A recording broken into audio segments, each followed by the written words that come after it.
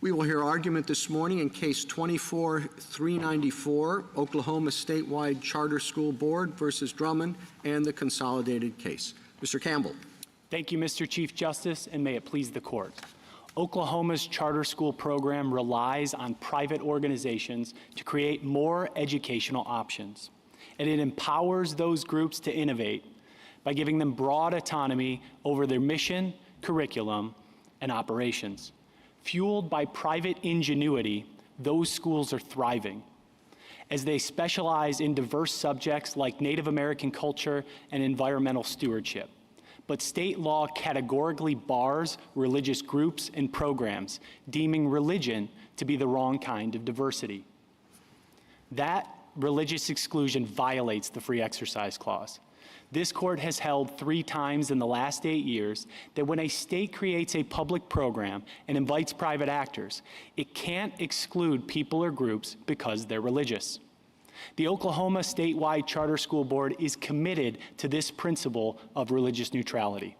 That's why it approved St. Isidore's application based on the strength of its proposal, refusing to reject the group because of its faith. But respondent won't tolerate groups like St. Isidore operating in the program, so he sued to exclude them. He now argues that the First Amendment, specifically the Free Exercise Clause, is irrelevant because St. Isidore is part of the government. But it's not.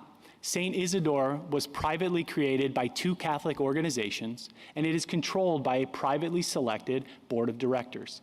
Under this court's test, St. Isidore is neither the government nor engaged in state action. There are already hundreds of families that have signed up for St. Isidore. They're part of Oklahoma's community too. They should not be treated as second class. I welcome the court's questions.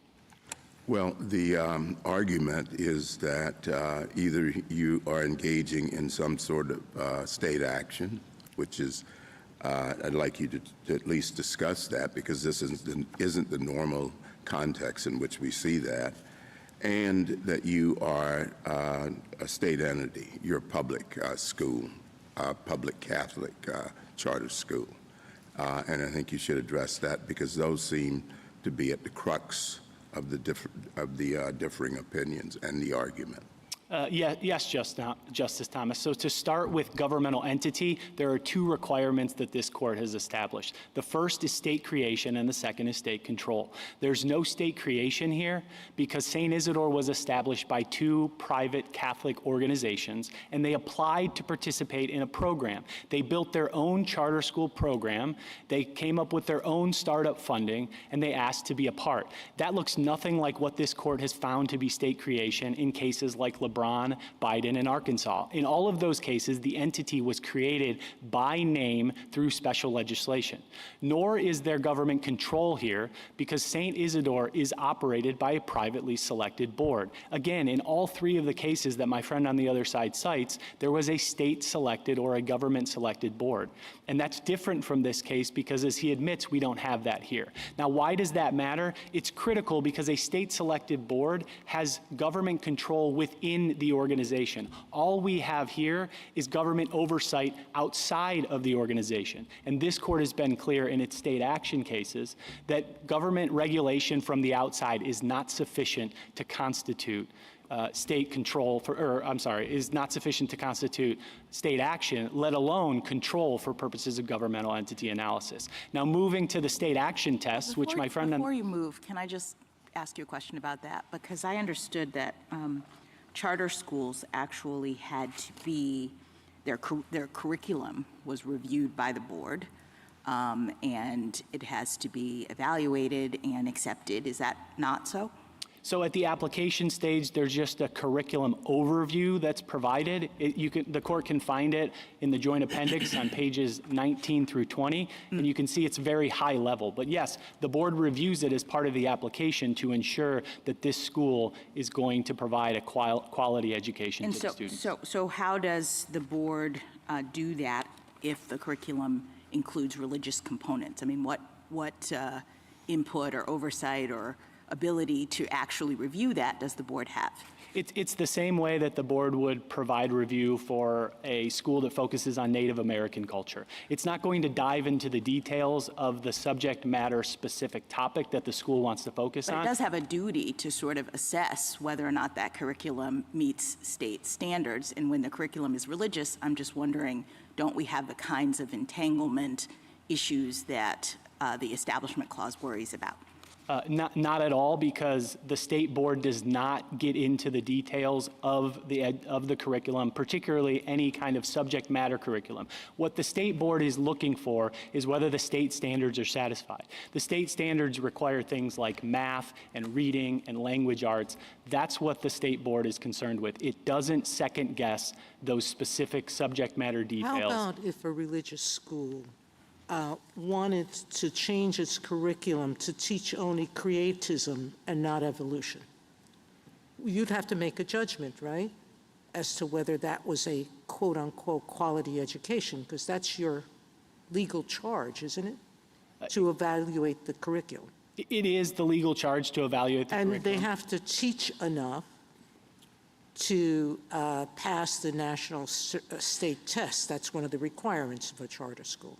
It is one of the requirements. So as much as you want to say that you are not looking at the substance, you're charged by law to do that, because you have to determine whether it's a quality education, to evaluate charter school performance, to approve or reject any proposed change to the curriculum, to consider whether to renew or terminate one, and to oversee and supervise the charter schools. That's your responsibility, correct?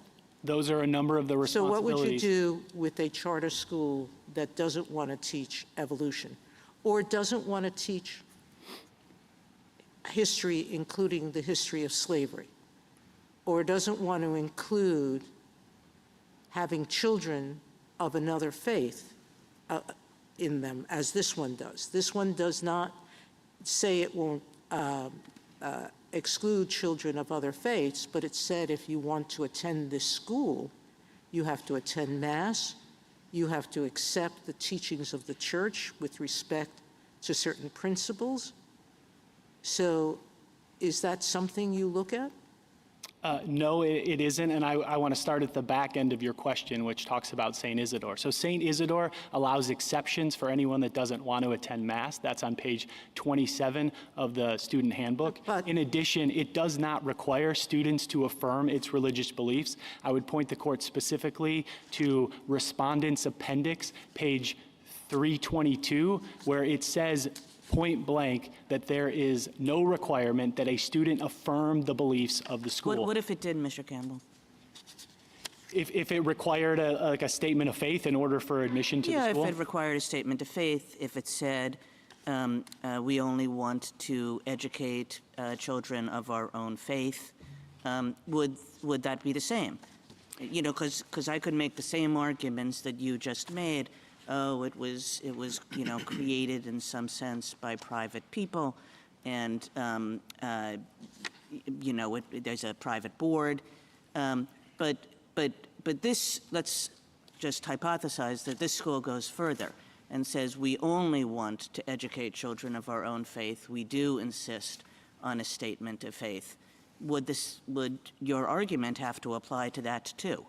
I think the argument and the analysis would be different, because this case involves a categorical religious exclusion and facial religious discrimination. So under this court's precedent in Carson and the cases that came before it, we have a lack of neutrality on the face of the law, so we go straight to strict scrutiny, and strict scrutiny isn't satisfied here because respondent only has anti-establishment clause interests that have been rejected by this court in cases like Carson. But in that I guess case, I'm just not, maybe I'm just being dense, but I'm not understanding. If your argument is, look, this is not a public entity, it's a private entity, and so it has to be treated equivalently by the government, that's still true in the hypothetical I gave. So why would there be any difference in outcome? Because the challenge here is to the facial religious discrimination that says if you have any sectarian programming, you can't be a part of the program. But there's a separate requirement to get into the program, which requires that the school be open to all. So if a religious Well, I guess school... the question is, why is a school allowed to strike some requirements but not strike other requirements, right? Like Oklahoma law has a requirement of non-sectarianism, for example. Essentially what St. Isidore's did was it struck that from the contract. So the next school says, we want to strike from the contract. I mean, St. Isidore did some other things too, right? It struck out the non-discrimination provision because of doctrines like the ministerial exemption or church autonomy principles. So the next school says, we also want to strike from the contract the requirement that we teach children of all faiths.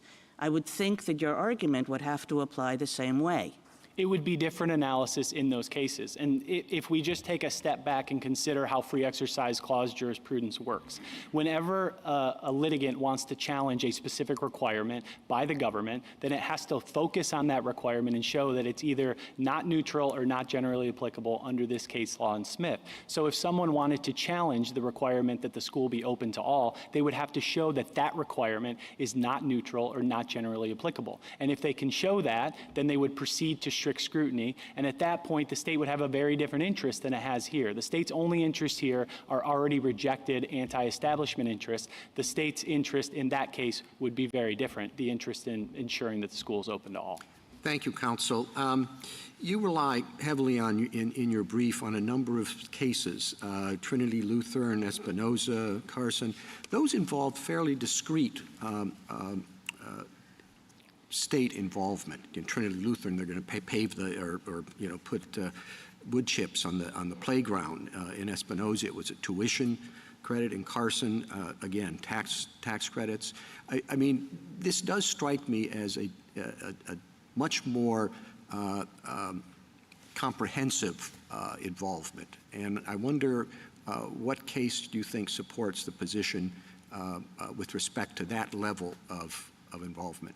We think Carson does, because Carson established the principle that when the state creates a program or a public benefit, that it can't exclude groups or people just because they're religious. And that's exactly what we have here. The state of Oklahoma has created a charter school program, and it's invited private actors to participate, but it's telling religious groups and religious groups alone that they don't belong. Certainly the facts here are different than the facts in Carson, but the principle is on all fours with what we're arguing. Thank you. Justice Thomas? How different is the involvement of the board in school operation as compared to, say, an accrediting authority?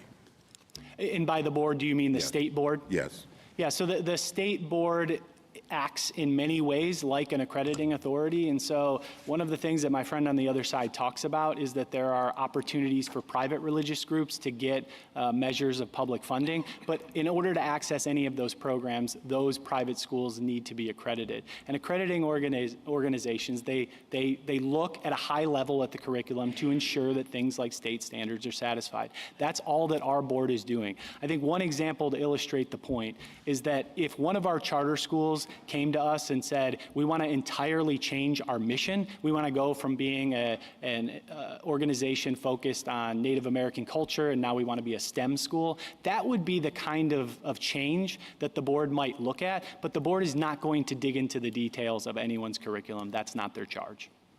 Justice Alito? The three cases the Chief Justice referred to, Trinity Lutheran, Espinoza, and Carson, involved grants and tax credits. This involves a contract. Is that a relevant constitutional distinction? I don't believe it is. In fact, if anything, I think this case is potentially more dangerous, because if this contract transforms St. Isidore into the government, then I worry the same thing will happen to other government contractors. For instance, consider the faith-based foster care agency in Fulton. That agency entered into a contract with the city of Philadelphia, and if this court finds government action here, then I worry that it will bleed over and undermine religious liberties in cases like that. One other question. The respondent says that if you win, some students' only free public school option will be a religious charter school. Is that true in Oklahoma? And if that were the case, would that present an Establishment Clause problem? It's definitively not true in Oklahoma for two reasons. One, no Oklahoma student is required to go to any charter school. Number two, there's a provision in the Oklahoma Charter Schools Act that makes clear that an entire school district cannot convert into a charter school, and that's provision 3-132.2, subsection C2. So it can't happen in Oklahoma. If it did happen, it would be a very different case, and it would not be a reason, the mere specter that might result in the future is not a reason to categorically exclude religious groups on the front end. There could be an as-applied challenge brought by a family if that situation ever did result. Thank you. Justice Sotomayor? Counsel, if the government wanted to paint its Capitol building and it wanted to paint landscapes, would it be violating your theory of contracting if it said, we want a secular landscape, we don't want a religious one? How is that different from this case? Or is it? Are you saying that any time the government contracts for anything, it must include not a religious person, because your charter school doesn't want to just give a secular education. It wants to give a religious education. So what you're saying is that does the government have to accept the religious landscape? I don't believe so, because it Why? sounds like they're hiring someone to paint the government's own message on the side of a building, if I'm understanding Well, your but that's what, hypothetical. there's a contract here with the archdiocese, meaning the contract is with a corporation that is run by the Archdiocese of Oklahoma City and the Diocese of Tulsa. They provide all the teachers. Their handbook requires students to attend Catholic Mass. You say there's an exception for that. But they require students to support the school's mission. Part of that mission is to participate in the evangelizing of the church and to be a genuine instrument of the church. Your school doesn't want to be just a charter school. It wants to be a religious charter school, correct? St. Isidore undoubtedly is a religious organization. It wants to provide religious I education. thought that the essence of the Establishment Clause was that, and Carson said this, Trinity said this, in basically every religious case we have, that the essence of the Establishment Clause is that we're not going to support people, religious leaders in teaching their religion. Do you accept that proposition? I don't accept it if it's part of a neutral and generally Well, applicable that's an program. interesting question. So if we decide to fund just a Christian school and no other school, you say that would violate the Establishment Clause, correct? That very well might violate. If all the right. government's picking and choosing religions, then All yes, right. that would. If we pick and choose, as we did in one part of our history, only Catholic schools to teach Indian children so they can become Catholics, would that violate the Establishment Clause? If the government is picking and choosing a particular religion and not agreeing to allow other religions into the program, then that would be an Establishment All Clause right. violation. And here they're not teaching other religions, correct? They're only teaching the Catholic religion. St. Isidore is, but the program is open to other religious applicants to apply to Sure, teach other if they don't beliefs. teach religion. Well, under our theory, it would be open to other religious organizations that are willing to Who to abide by teach the other theirs. terms of the program. So what you're basically saying, there's no longer no play in the joints. This has nothing to do, there's no Establishment Clause, really. What you're saying is the Free Exercise Clause trumps the essence of the Establishment Clause. Because the essence of the Establishment Clause was, we're not going to pay religious leaders to teach their religion. That is and has always been the essence. And here we're paying Catholic leaders, Catholic teachers, You can only be a teacher in this school if you're willing to accept the teachings of the Catholic Church. Then we're willing to say the free exercise provision trumps the Establishment Clause. Well, one factual point, it's not true that St. Isidore only hires Catholic teachers. It hires teachers that aren't Catholic. That's in the record in response. But they have to teach it within the morals of the Catholic Church. That is correct. All right. But Thank to- you, Captain. Justice Kagan? Mr. Campbell, you rely a good deal on Carson in your briefs. And it strikes me that this is a fair bit different from that case. You know, when the court was looking at that case, it said, we just don't think that the state is, as it then professed to be, funding only public institutions. We think that they're funding private institutions. And we went through a litany of the ways in which the private schools differed from the public schools. But when I look at Oklahoma and its charter school program, these schools look like regular public schools. They accept everybody. They're free. They can be closed down by the state. There's a good deal of curricular involvement by the state, approvals by the state.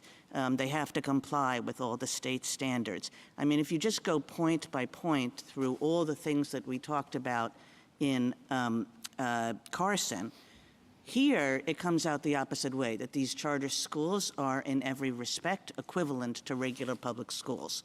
So why shouldn't we take the state at its word and say the charter schools are, except for some things on the margin, equivalent to regular public schools, and as we said in Carson, a state has the right to have its public school system be non-religious. I disagree that these schools look just like traditional government-run schools. They don't. In fact, the baseline rule under the Oklahoma Charter Schools Act is that none of the rules that apply to government schools are applicable to charter schools unless the act otherwise specifies. So there are dozens of other requirements that charter schools are not subject to.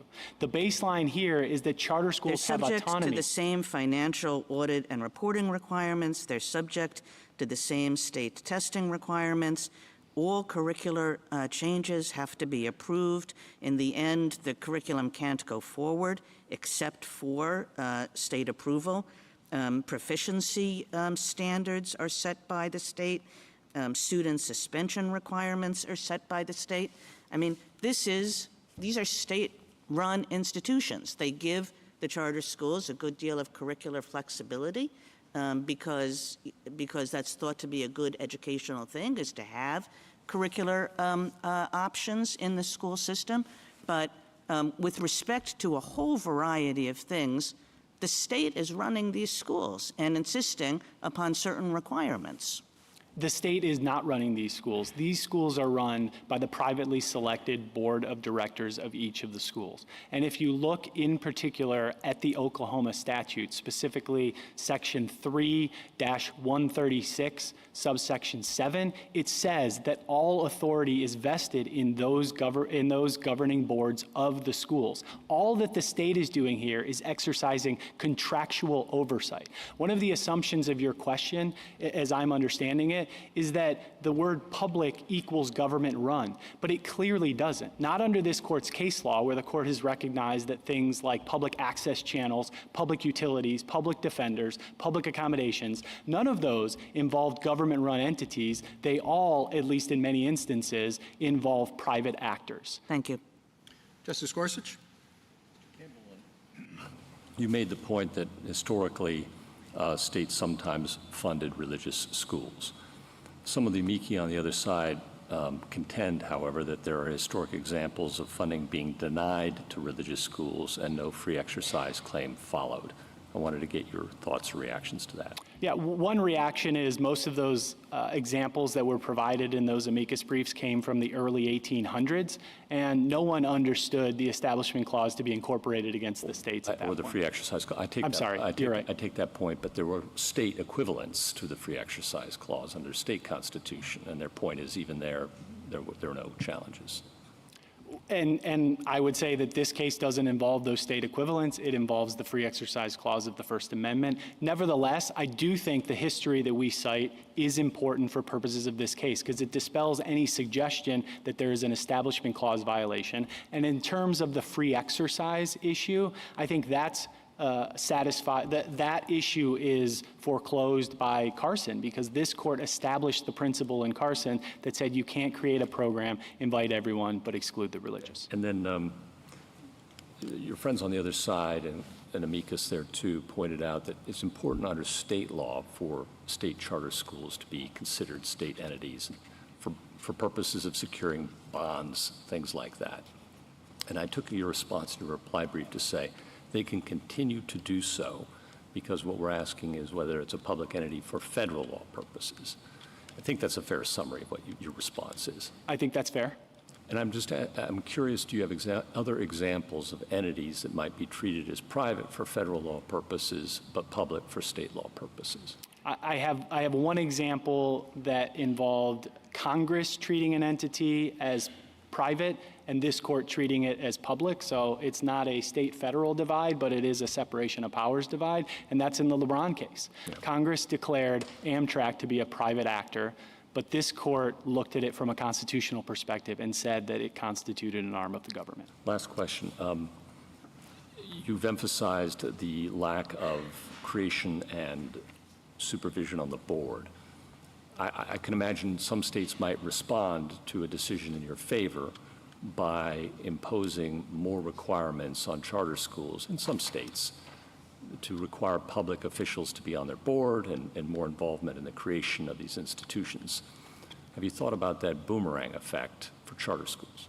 We have thought about it, and that certainly is a decision that states are entitled to make. They can set up their charter school programs as they see fit. We think there are significant trade-offs because part of what makes charter schools great is the autonomy that they're provided and the private ingenuity that they bring. But if a state wanted to assert more control over those entities, then it would be free to set up its program that way. And it would yield potentially a different result in those cases. It could potentially, depending on how they set it up. Thank you. Justice Kavanaugh? First, a few factual questions. A student in Oklahoma is free to attend a public school if they choose, correct? A government-run public school, yes, they are free to choose that. In other words, no student in Oklahoma is required, at least as I understand it, to attend a charter school, correct? That's correct. And there are other charter schools in Oklahoma, correct? Yes, indeed, there are 33 and there are 7 virtual, which would be accessible to any student no matter where they're located in the state. And what are some of the themes or focuses of those charter schools to the extent they have distinctive qualities?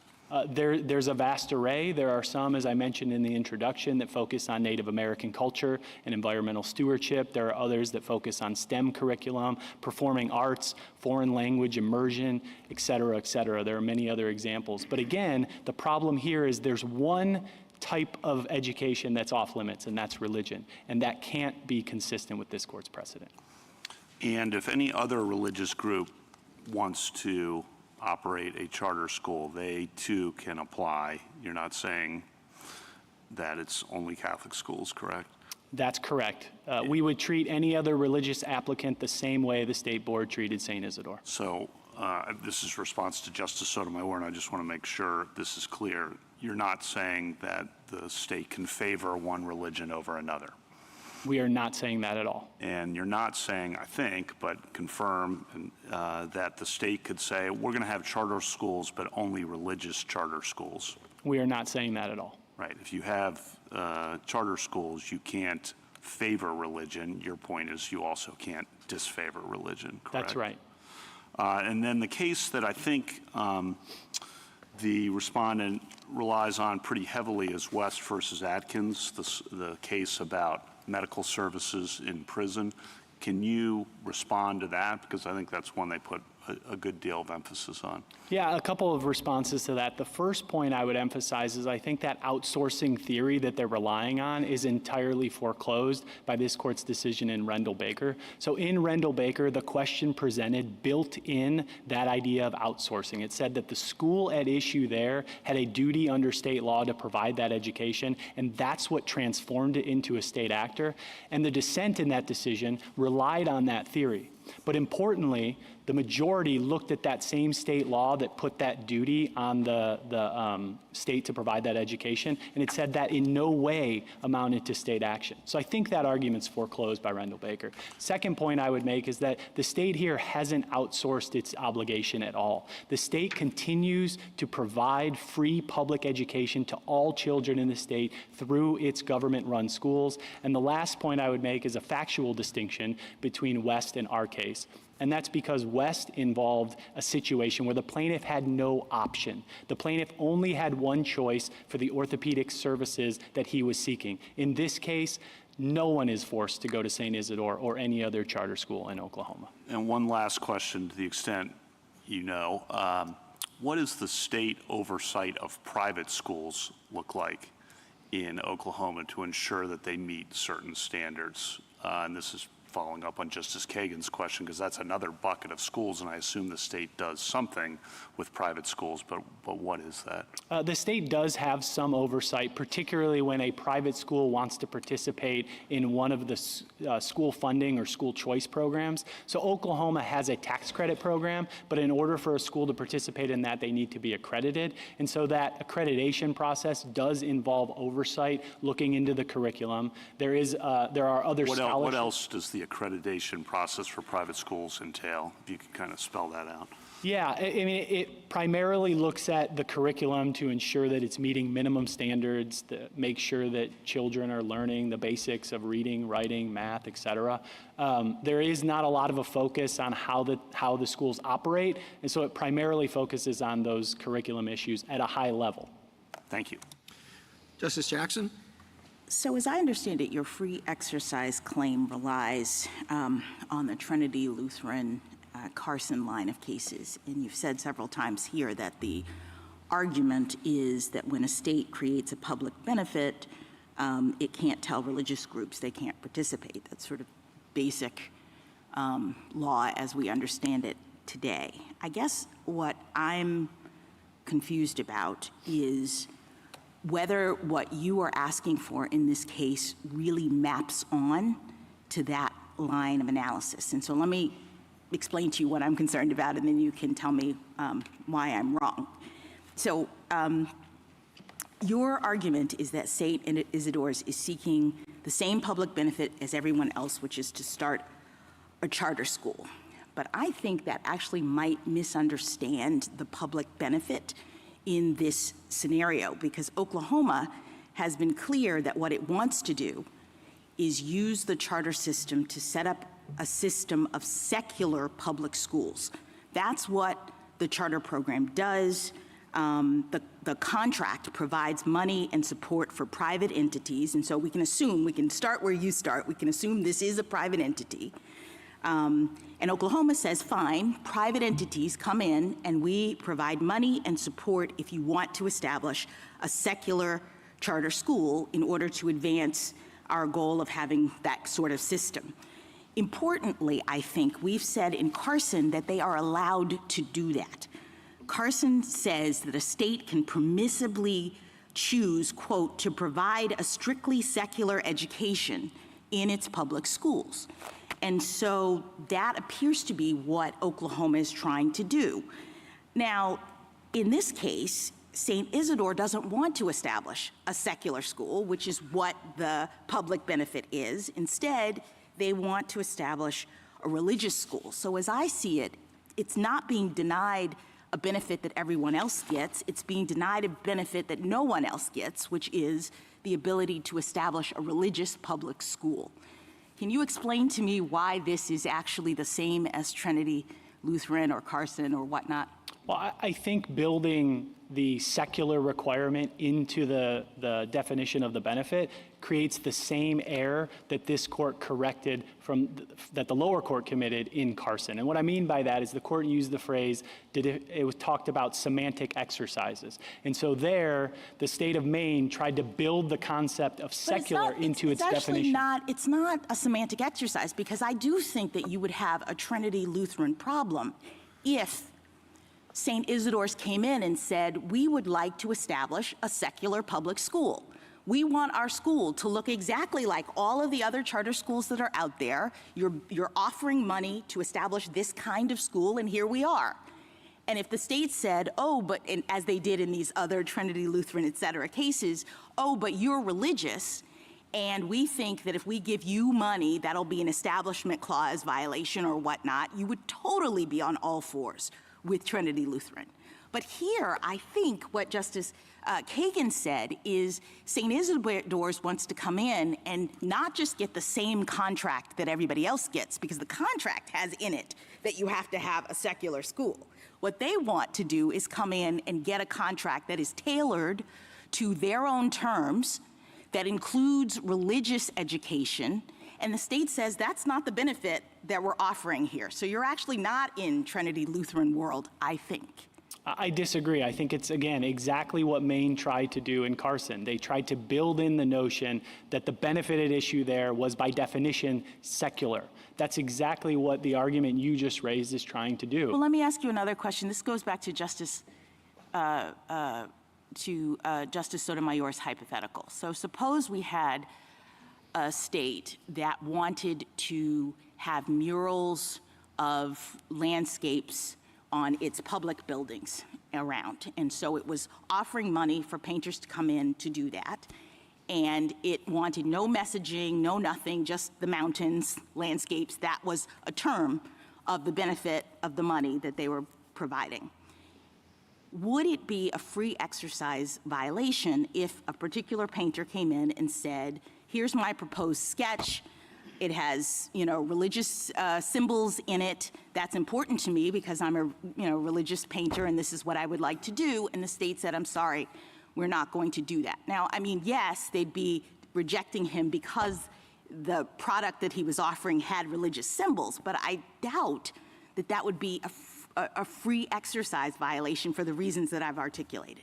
Well, that case would turn on whether it was government speech or whether the government created a forum for anyone to participate. No, forget the speech. That's just the framing. The point is, would that person say, you are rejecting me as a painter because of my religion in a way that triggers Trinity Lutheran, when really what the state is doing is saying, we are offering a particular public benefit, and the particular benefit is a non-sectarian mural, a secular mural. And to the extent that you're not wanting that, we're rejecting your proposal. I think that case is very different from this case, because in that case, the government is trying to speak its own message on its own buildings. Here, it's giving broad autonomy to the schools to come up with their own mission and their own curriculum. And so this involves that private entity being a part of the process. Thank you. Thank you, counsel. Mr. McGinley?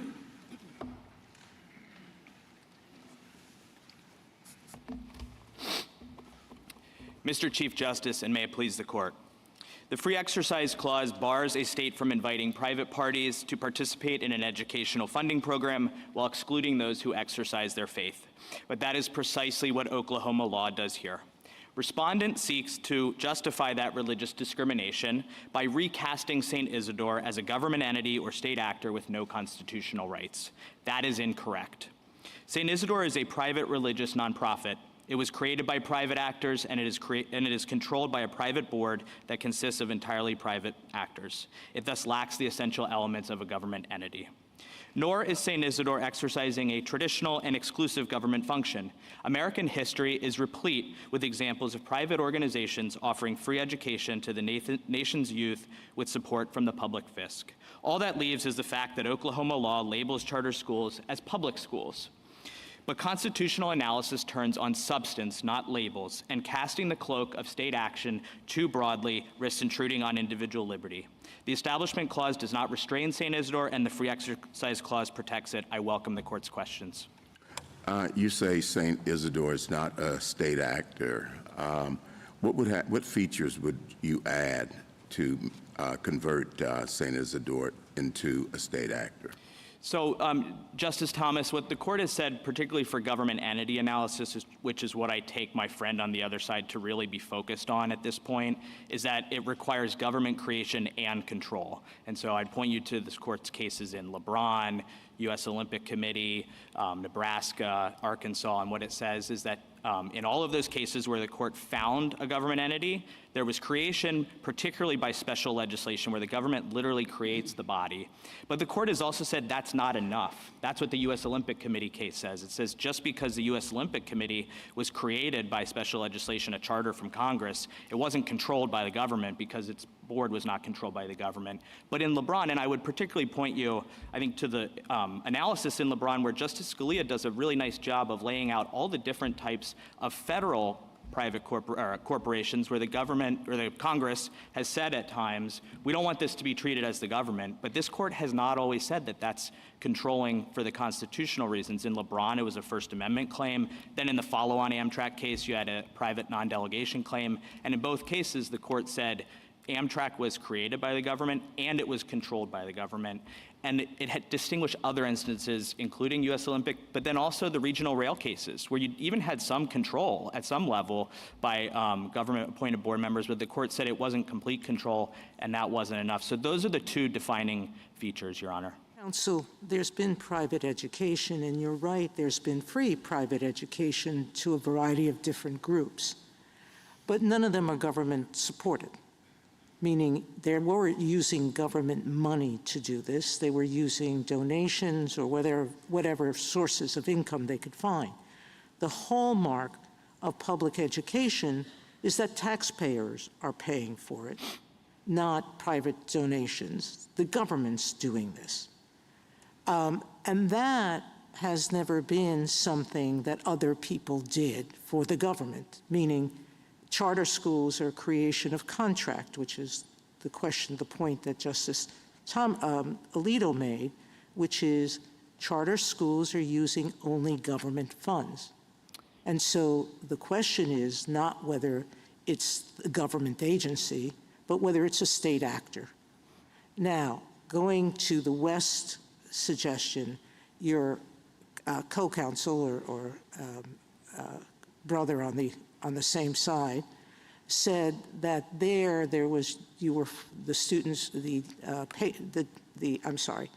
the inmates were required to use this doctor. And this is different because no student is required to attend a charter school. But that's not the point, is it? The point is whether you're acting for the government or not. So I'll take both your questions in order, Your Honor. With respect, I disagree regarding the history. I would point you to our opening brief, pages 41 through 45 and 50 through 53. But I'd also point you to the USCCB brief, the Professor Glenn brief, all of which provide examples where the government was providing funding. Sometimes. Well, the problem is that using history in this case is so crazy because the first thing is no one thought there was an obligation of government at all to provide funding for most of the history, the early history. It was around the time of the ratification of the 14th Amendment that the idea that states would provide a constitutional right to educate, and did, was very different. Number two, I think the other side admitted, we don't use the history of segregation to interpret the Equal Protection Clause now. I doubt very much we would use that history of the federal government funding the churches to teach Indian children and convert them as proving anything about the free exercise or Establishment Clause now. So forget the history. Let's go to the basic point. Sure. And let's come to more modern times, West, which is the issue is not who's doing it, but whether the government is outsourcing to that person their own obligation. So I have a very direct answer to you on that, and I would point you to Rendell Baker. Because Well, the problem with Rendell Baker is that the Carolina school system didn't claim that was a constitutional obligation. They had not been educating maladjusted children ever.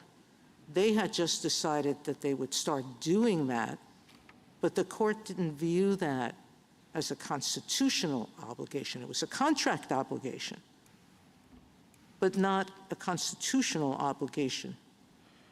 I'm not sure about that, but I think in Carson, Maine viewed it as a state constitutional obligation to provide free public education, and one of the ways that they did that was through the program that was upheld in Carson versus Macon. I would point out But all of those programs had an intermediary, someone else who was making the choice, not the government.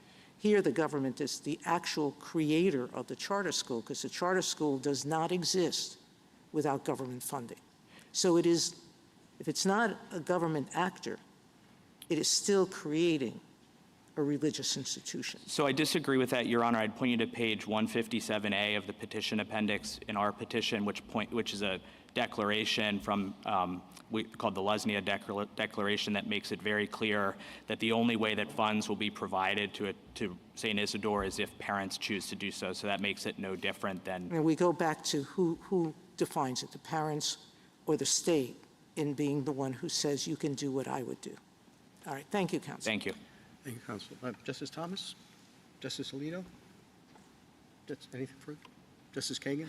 Mr. McGliney, you struck out, as I talked to Mr. Campbell about, the requirement in the standard contract that insisted on non-sectarianism, and also the one that insisted on non-discrimination. Anything else? Was anything else struck out?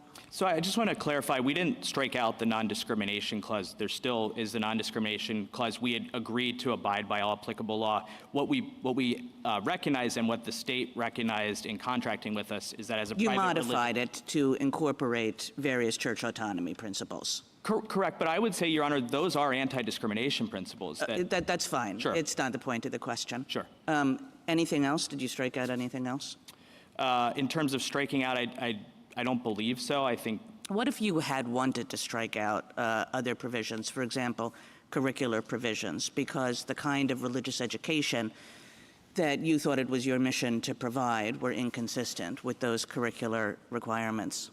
So I think that would be part of the contracting process, and I do agree with my friend that the framework of analysis would be very different, right? Because here, there's no dispute that St. Isidore qualifies for the program for all purposes other than the sectarian requirement. And so we're dealing with the Carson Trinity Right, but threshold. like sectarian means something. It involves a certain kind of exercise. So, it's not just like you want to put the word Catholic up on the door. You want to teach certain things, as would any or most religious schools.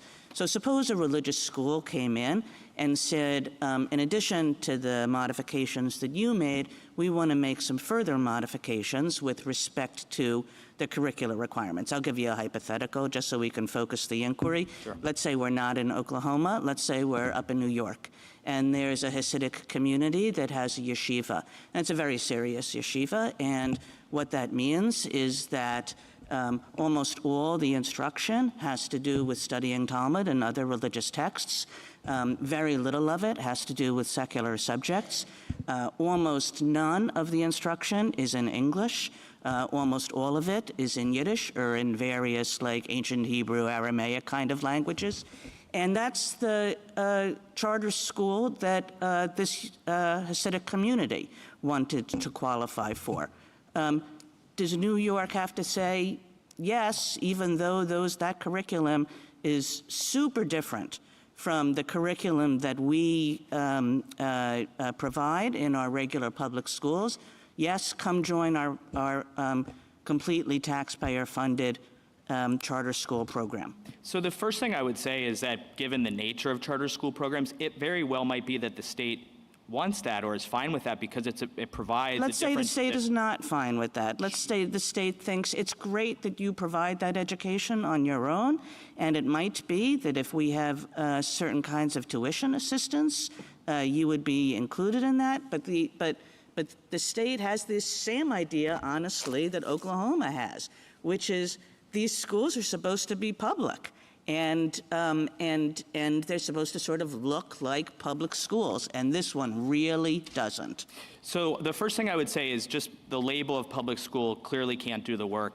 I'm not suggesting I know. that. But so then you would go to a different framework of analysis that would be under this court's case law that includes Fulton, Smith, that line of cases that would ask all sorts of questions that would be highly fact dependent, such as, is it a neutral law of general applicability? To what extent does it burden the religious beliefs, et cetera, and is there a compelling interest potentially? Well, this definitely burdens the religious beliefs. I mean, this is what this community thinks an education is all about, and this is what this community thinks is critically important to train their young people in the tenets of their religious practice and so forth. Sure, and so I can't tell you standing here today exactly how that or any other hypothetical case would come about, but what I can tell you is that Carson and Espinoza and a whole series of cases, including Zellman, say you can't take imagined hypothetical downstream questions and let them drive and justify front-end religious Well, I don't have to imagine very hard to come up with 100 hypotheticals like this,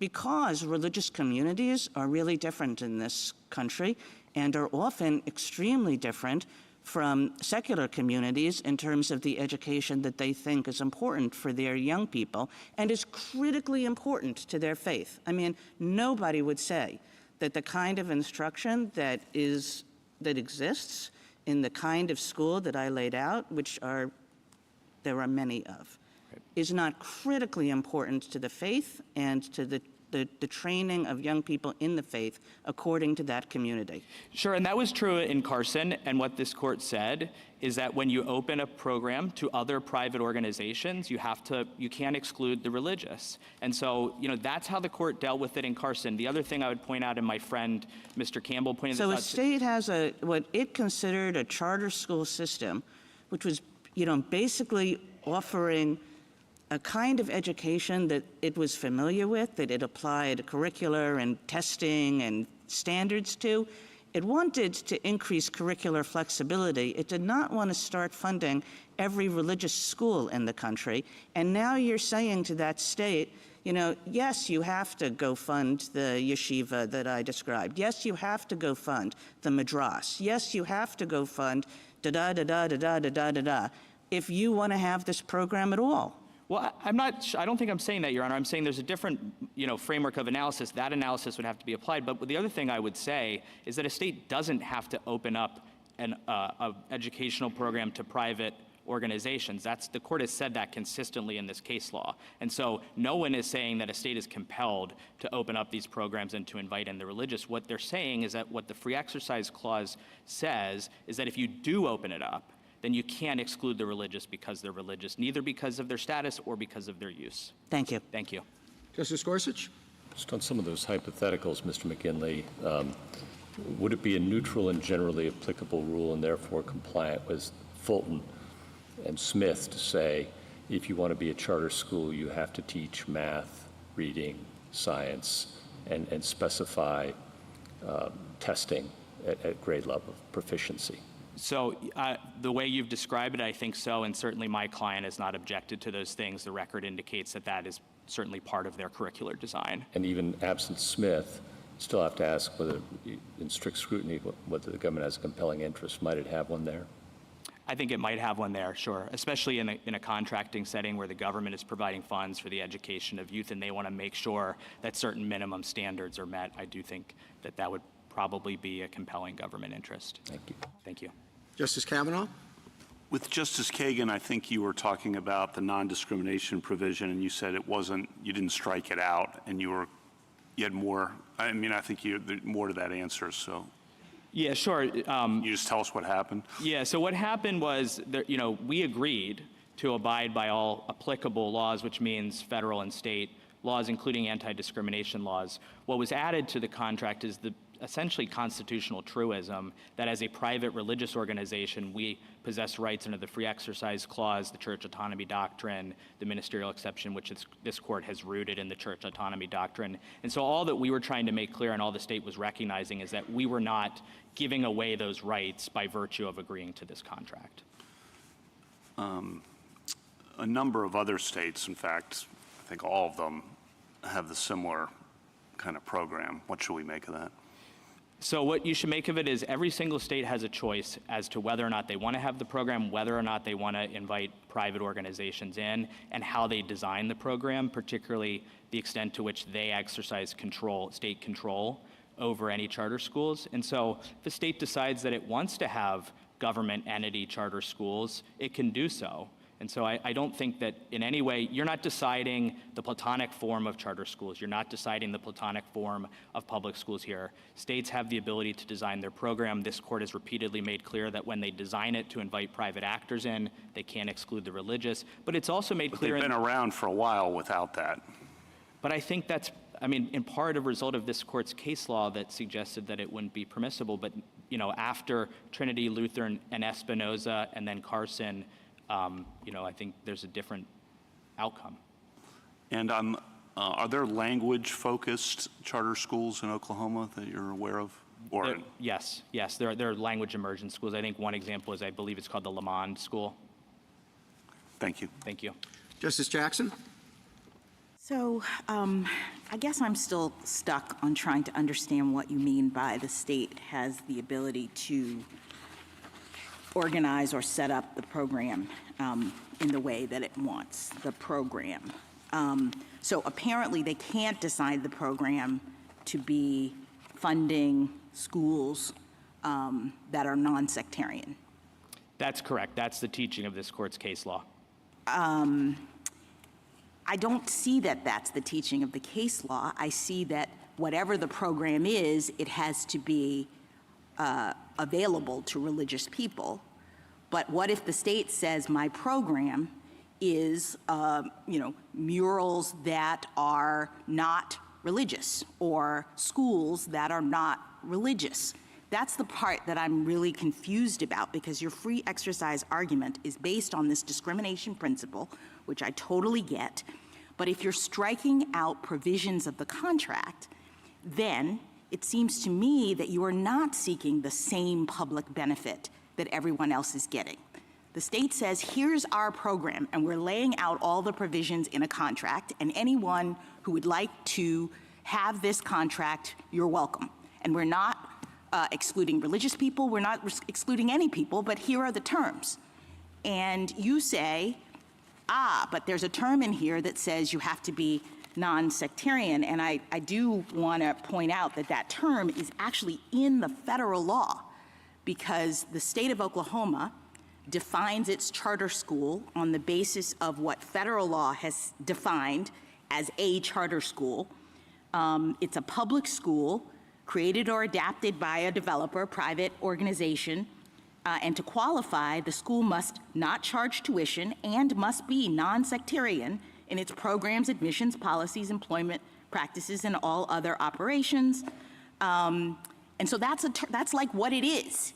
And so it just seems to me very hard to accept the discrimination principle that you're putting forward when you come in and say, we don't want that contract, we want one that we've tailored to strike out some of the terms that you have put in here. So with respect, I think the argument you're articulating is precisely the one that was rejected in Carson, which says you can't, you know, define the program by saying it has to be something that's non-sectarian, because that merely says that by doing so, you're essentially building into the definition a way to discriminate in violation of So the federal law is unconstitutional, that sets up charter schools and includes as a term the non-sectarian status. So I won't speak for my friend, who I think will be up here shortly, but my understanding is that their view is that that particular term is no longer enforceable, and I think there's an OLC opinion that essentially says as much after Trinity Lutheran. When Carson, I have to go back and take a close look at Carson, but were they changing the terms of the actual benefit that was being offered, or were they saying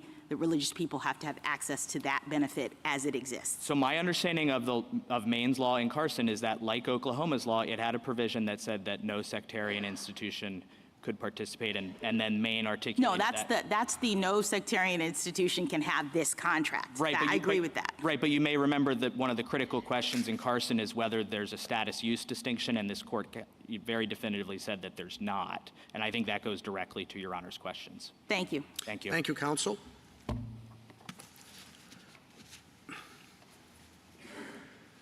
General Sauer. Mr. Chief Justice, and may it please the court. Charter schools like St. Isidore are not part of the Oklahoma government, and they are not engaged in state action. They are created by private parties applying to public or private sponsors, and they are controlled by privately appointed directors. Participation in charter schools is mediated through 2 layers of private choice, both of the applicants who create the schools and of the parents who choose to send their children to them. Oklahoma does not control their programs, staffing, or curriculum. Providing education through charter schools is not a traditional and exclusive public function, and their control by privately appointed directors refutes any suggestion of public entwinement. The values of private innovation, independence, and private choice lie at the heart of this charter school program, and they call for the application of the free exercise clause here. I welcome the court's questions. General, below in the state courts, state action seemed to have played a considerable role, but in your brief you said it's not applicable here. Would you elaborate on that?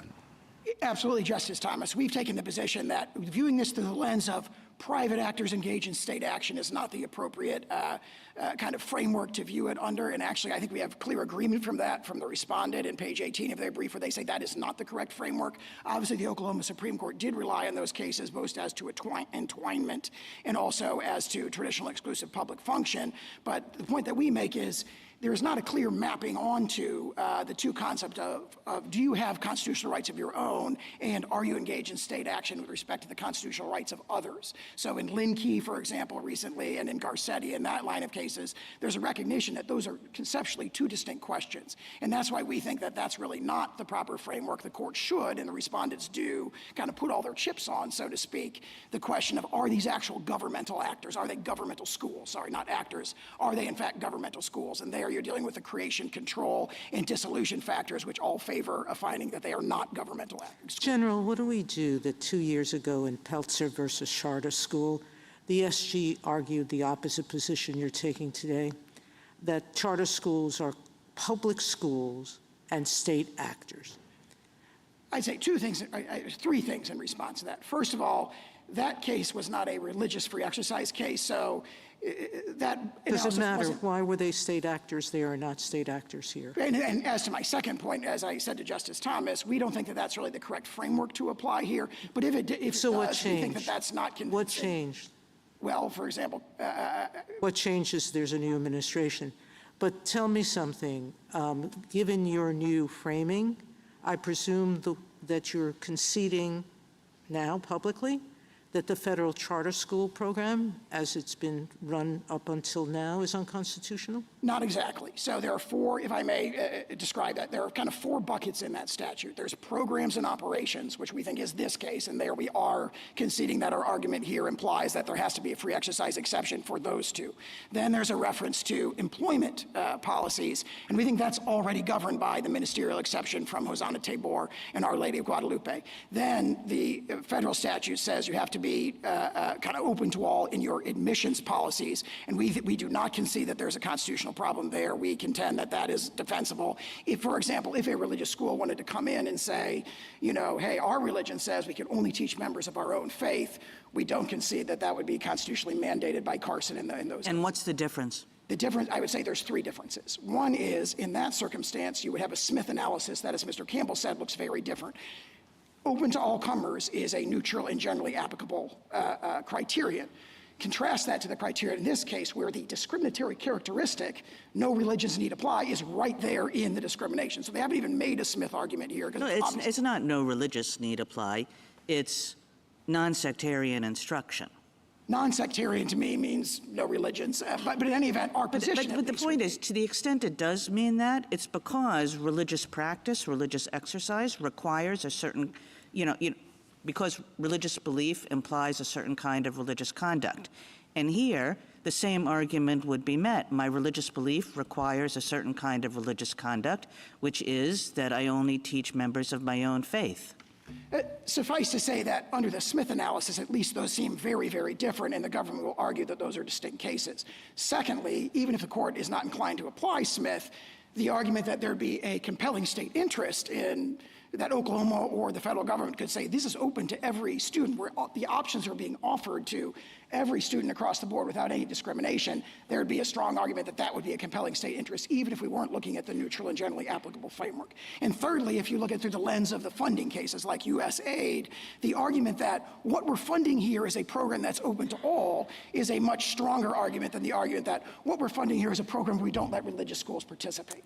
So for those three reasons, we would continue to defend the open to all admissions policies. That General Sauer, can I just ask you, because as I understood your response to Justice Sotomayor, you are saying that the portion of the federal law that indicates that to qualify as a charter school, you have to be non-sectarian in your programs. You're saying there is a constitutional problem with that, or at least there has to be a free exercise exception. Is that right? Exactly. We think that's the natural extension of the 2020 All right, so if there, opinion as to affiliation. Sorry. If there is a free exercise exception, then I think, are you saying that strict scrutiny is triggered as a result of that? And can you speak to why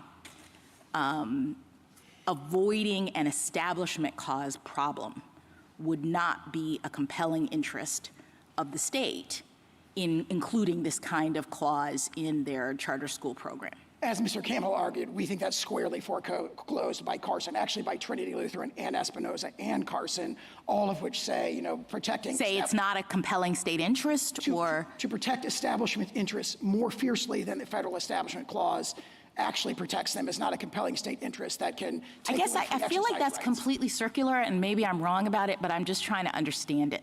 So how does that account for a state's concern that unless they are setting up a series of non-sectarian programs, they would be funding religious activities in a way that the Constitution doesn't allow? I appreciate the Trinity Lutheran scenario and it not being a compelling interest to prevent religious schools from doing exactly the same thing as everybody else is doing in this program. But I'm actually drawing a distinction, as you've heard me say before, that what the religious schools are asking for here is not exactly the same thing. And so to the extent that the state is saying we see a distinction between religious schools, which require all of these religious rites and proselytize and do whatever, we see a distinction between those kinds of schools and public schools, and we only want to set up public schools because our compelling interest is to prevent the entanglement of the state with funding those kinds of schools. To address that, the court should look and see whether there is an actual establishment clause violation here. Okay. Because it's the principle that governs here would be genuine and independent private choice, asserted in Zellman and reaffirmed in Trinity Lutheran, Espinoza, and Carson. Here, participation in the program is mediated through two layers of private choice. Both the schools decide to participate, or the private entities decide to participate, and more fundamentally, the parents decide to send their kids there. As both, I think, both attorneys argued, there is the option, the backstop option of the traditional government-run public schools. Under that set of circumstances, there is, I think, not a plausible claim that there is an actual direct establishment clause violation, so much so that I believe that respondents on this point hinge their establishment clause argument entirely on their government entity argument. So they, I sense, as I read it, concede that there's only establishment clause problem if these actually are government entities. Okay. And there they run into LeBron and they run into Rendell Baker and they run into cases like that. Counsel, to what extent can the state impose requirements on such schools? You have to teach Oklahoma State history, you have to teach this, this, and this.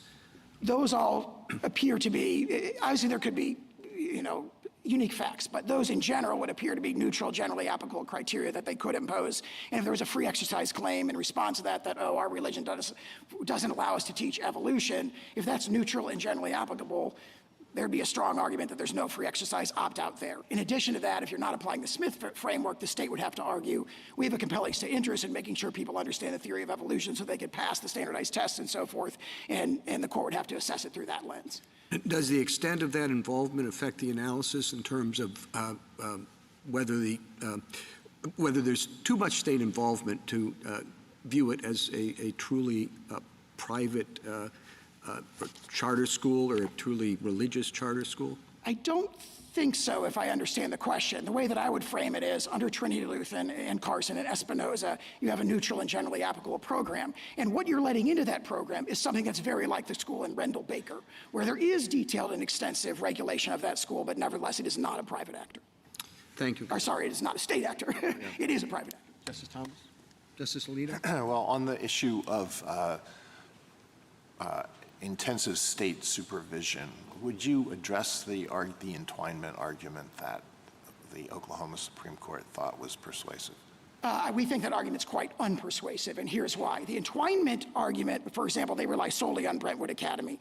And Brentwood Academy is a case where public officials were 86% of the membership of the State Athletic Association, and they appointed other public officials to control it. So Brentwood Academy is very similar to the government control cases like Mohila and Amtrak, where the government's controlling everything. There was a little private involvement to the tune of 14%, but that's very different. Here, we're talking at the polar opposite of that, where every single director is privately controlled. And under the cases we cited, Cherry Cotton Mills, Bank of America, or Bank of United States, all the way up through the Biden against Nebraska, the situation is the opposite of what the court has held to be. This is a governmental actor on that crucial control factor. Thank you. Justice Sotomayor? No, thank you. Justice Kagan?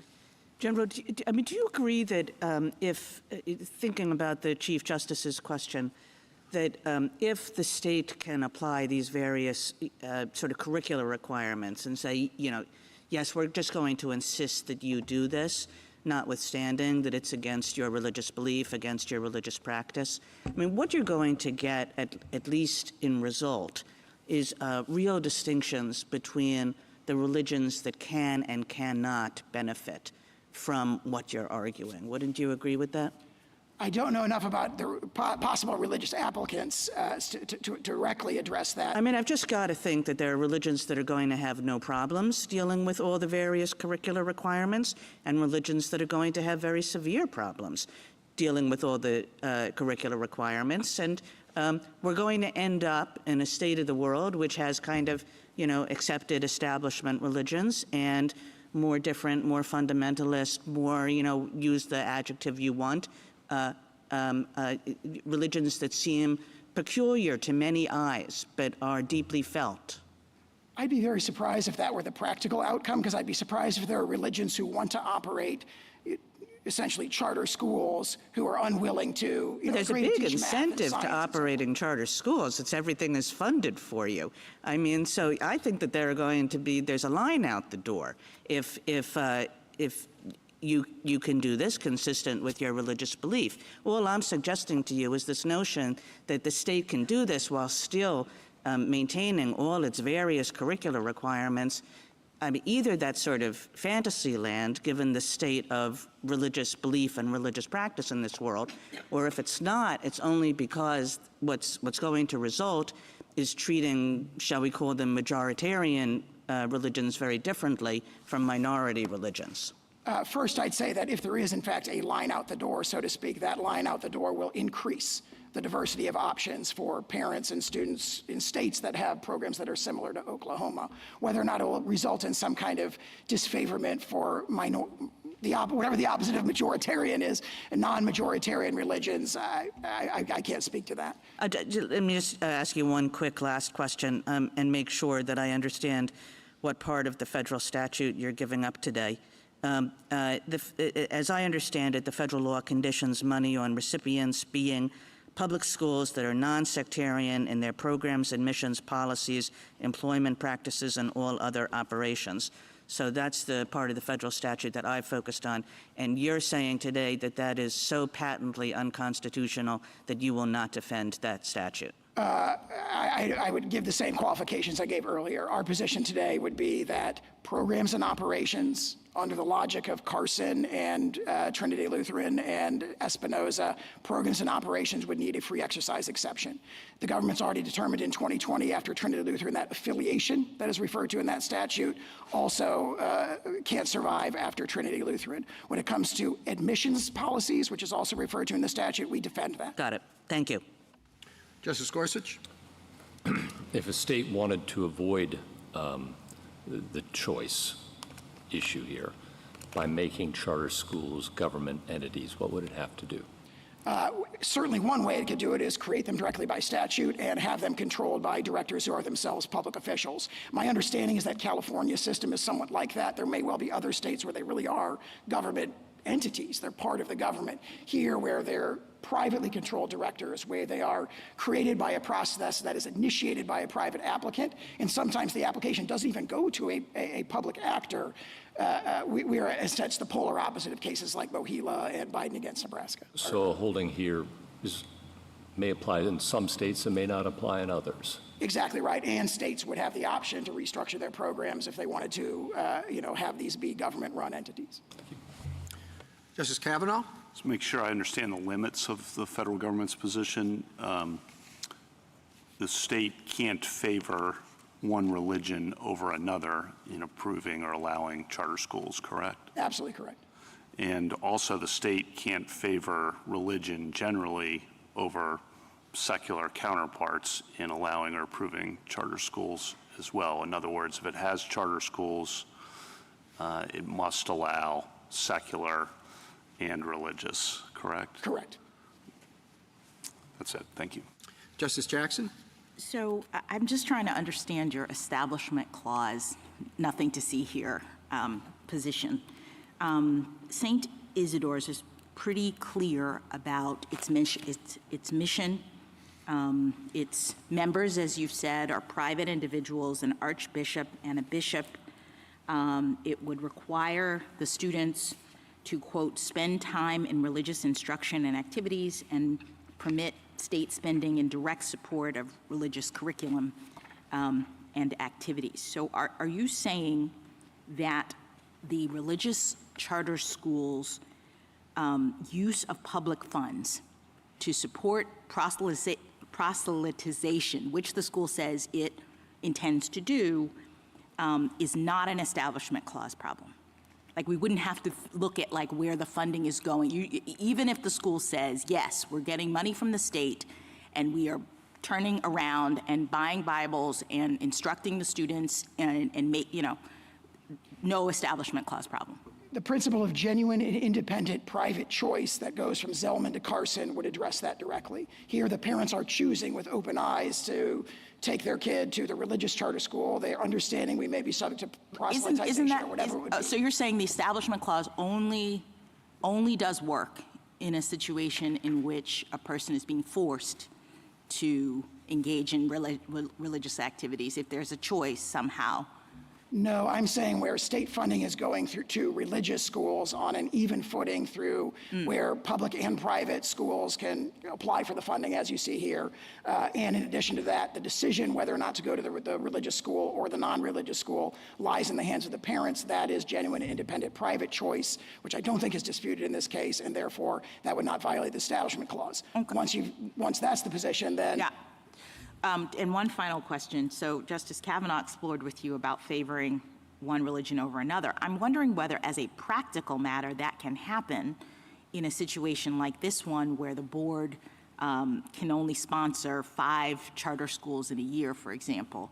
Doesn't the board have to determine, what if we have 6 applicants or 7 from different religions? Would we be in a situation in which the board is picking and choosing among them?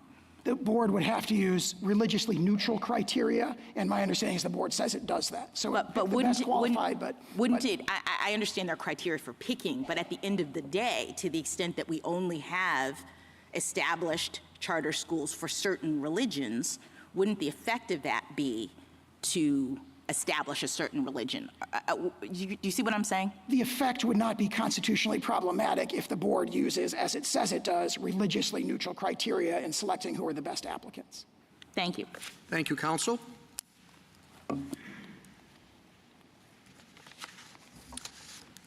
Mr. Garr? Thank you, Mr. Chief Justice, and may it please the court.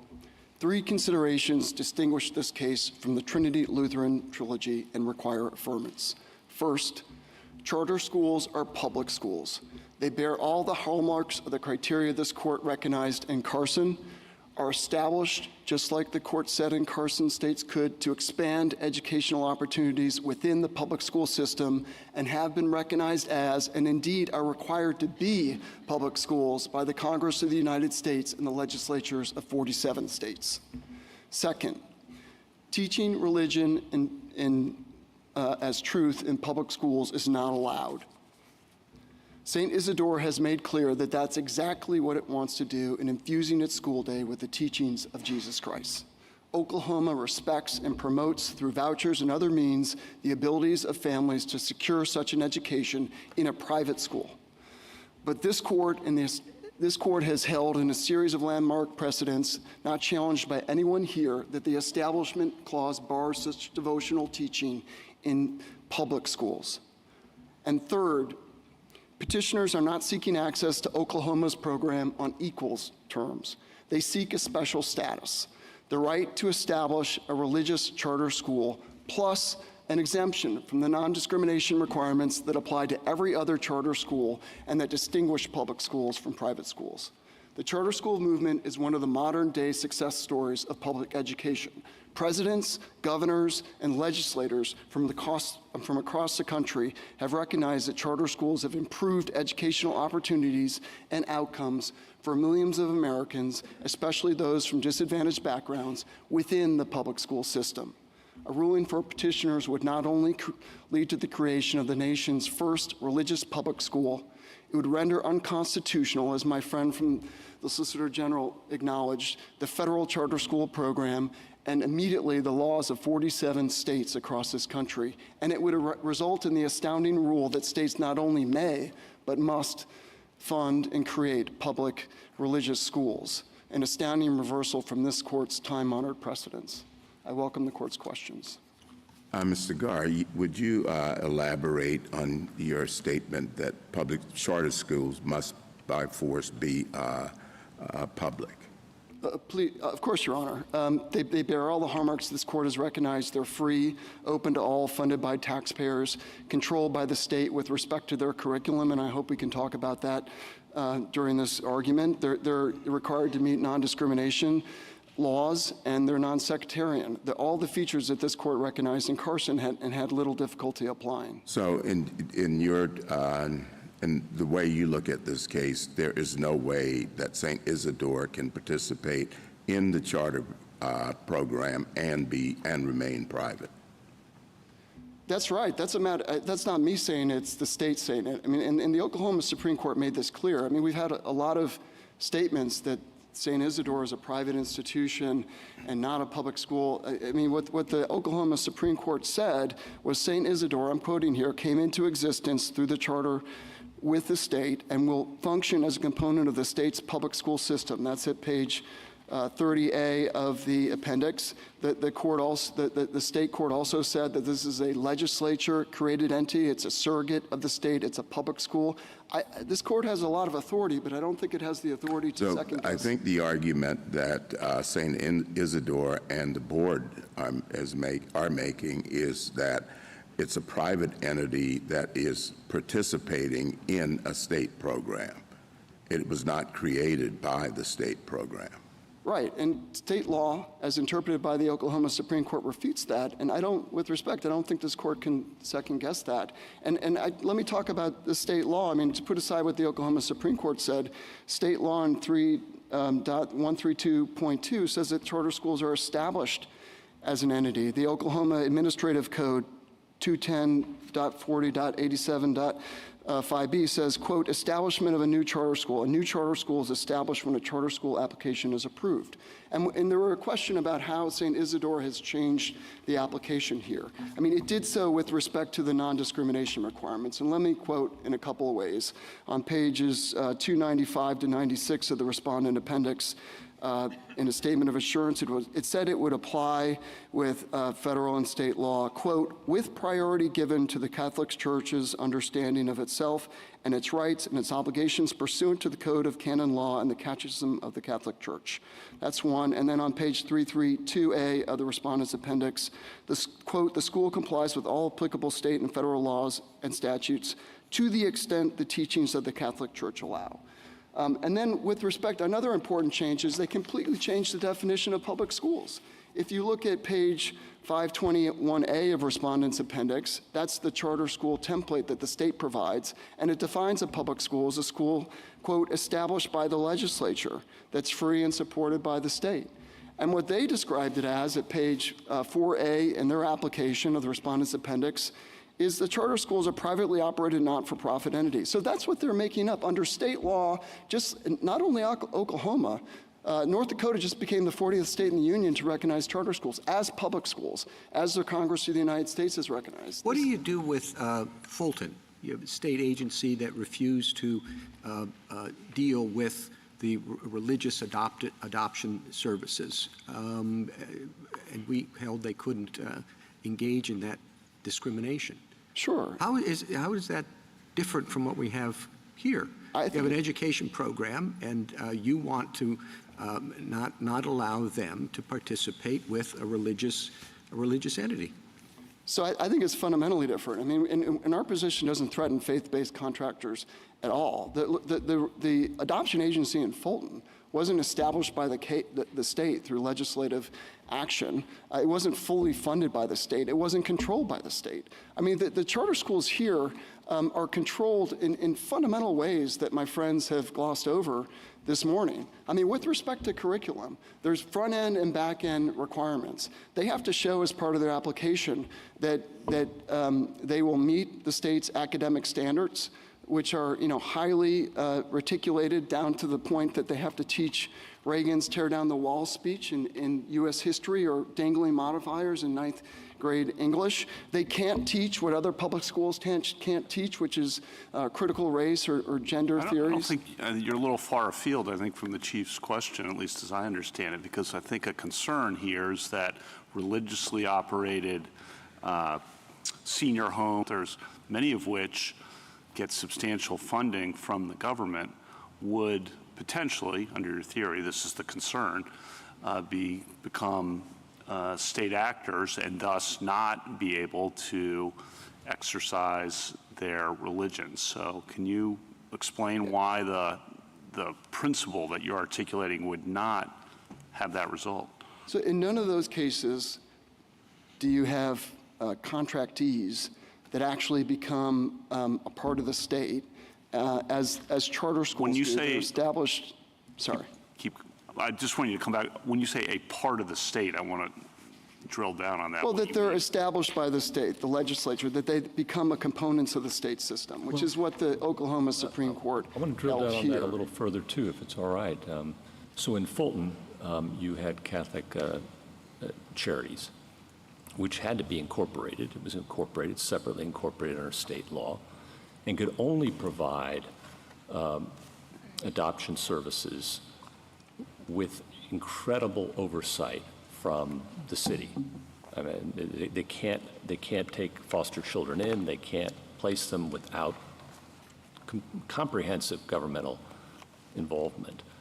What's the difference? How do we draw that line so that we capture public schools on your account, but we don't capture, and you seem to say we shouldn't capture entities like Fulton? And by the way, I'm delighted to hear they're still teaching the problems of dangling modifiers in Oklahoma schools. Right. So again, Your Honor, the adoption agencies and other faith-based contractors are not being established by the state as part of the system. Well, they have to be incorporated and they have to be approved, and every parent has to be that they come forward with has to be satisfy certain criteria that the state, I mean, it's comprehensive regulation. I mean, Oklahoma has a general corporations law too, Your Honor, and what is going on in the charter school program is fundamentally different. And look, even in the... What's the test, I guess, is what I'm asking, Mr. Garr, that you'd have a supply? Because, we have to have a test to distinguish these two buckets of cases, right? Well, I think what's the test? Right. I think, first of all, here we're dealing with public schools. And I think, we can talk about the other examples, but I mean, I think we're dealing with public schools. This court in Carson just a couple years ago. I appreciate that point. But you've urged us to say public schools are different from other contractors like Catholic Charities in Fulton. And so we need a test. A legal test. Is it LeBron? Is that where you'd have us look? I think you can look at, I think that public schools bear all the hallmarks of government entities, and we can go down the list. Is it creation and control, or are those the correct things that we should be looking at? I know you say we shouldn't look at state action doctrine. I mean, is it those I two think factors? it's those. I can give you the five factors that this court looked to in LeBron. Okay, so creation, which I think is clearly met here because the Oklahoma Supreme Court has interpreted Oklahoma law. I'll let you go through that. I don't mean to cut you off. I just want to make sure we're on the same page to start with, which is we should look to LeBron to make that this decision. I think this court can decide this case by saying that charter schools are public schools in all the ways that people have always recognized and that this court has recognized, and that you can't fund an entity to teach religion as truth in public schools. I also think you can look at the government entity precedents and the state actor precedents and come to the same conclusion. And I'll go through the factors in government. Please, I didn't mean to stop. Okay, creation. And the Oklahoma Supreme Court decision, in this case, Oklahoma law, answers that. The public charter schools are created by the legislature. They come into existence and they become part of the state public school system. That's what the Oklahoma Supreme Court said at page 30. This is not the Catholic Church who's being given this. It's the created new charter school. That's exactly right. That's exactly right. Number two, state supervision and control, and maybe I can bracket that. We can come back to that because that's an important one. The state can repeal or close the institution, which this court acknowledged in the Biden case and other cases, and that's clearly the case here. The state can close charter schools, unlike private schools. Number four, the state has denominated the entity as a public entity. We're not saying that labels decide this case, but it's significant that the state has regarded charter schools as public schools, as has the Congress of the United States and the legislatures of every other state. It would be sort of remarkable for this court to say that everyone else was wrong on that. And five, the court in Biden looked to, in LeBron looked to public understanding. And here, again, public understanding is that charter schools are public schools, just as Congress and every state has recognized. So going back to state control. Mr. Garr, can I just, so drilling down on that, because I think this is... Supervision and control. Sorry? Just let him finish on supervision and control. Go ahead. So supervision and control. There's extensive oversight of curriculum in a way that doesn't remotely exist for private schools. At the front end, in terms of the application process, where you have to identify the curriculum, applications are often rejected because of the curriculum. Then you have to lay out that you'll meet a number of performance indicators that are set forth at pages 19 to 20 of our statutory addendum, and you have to show that your curriculum will align with the state's academic standards, which are highly reticulated. And then once you do that, every year you are evaluated for compliance with those factors, academic performance, you're evaluated for financial performance, you're audited, all in ways in which doesn't remotely resemble what's going on with private school, which is hands-off. The board itself, and there's been a lot of discussion about the governing board.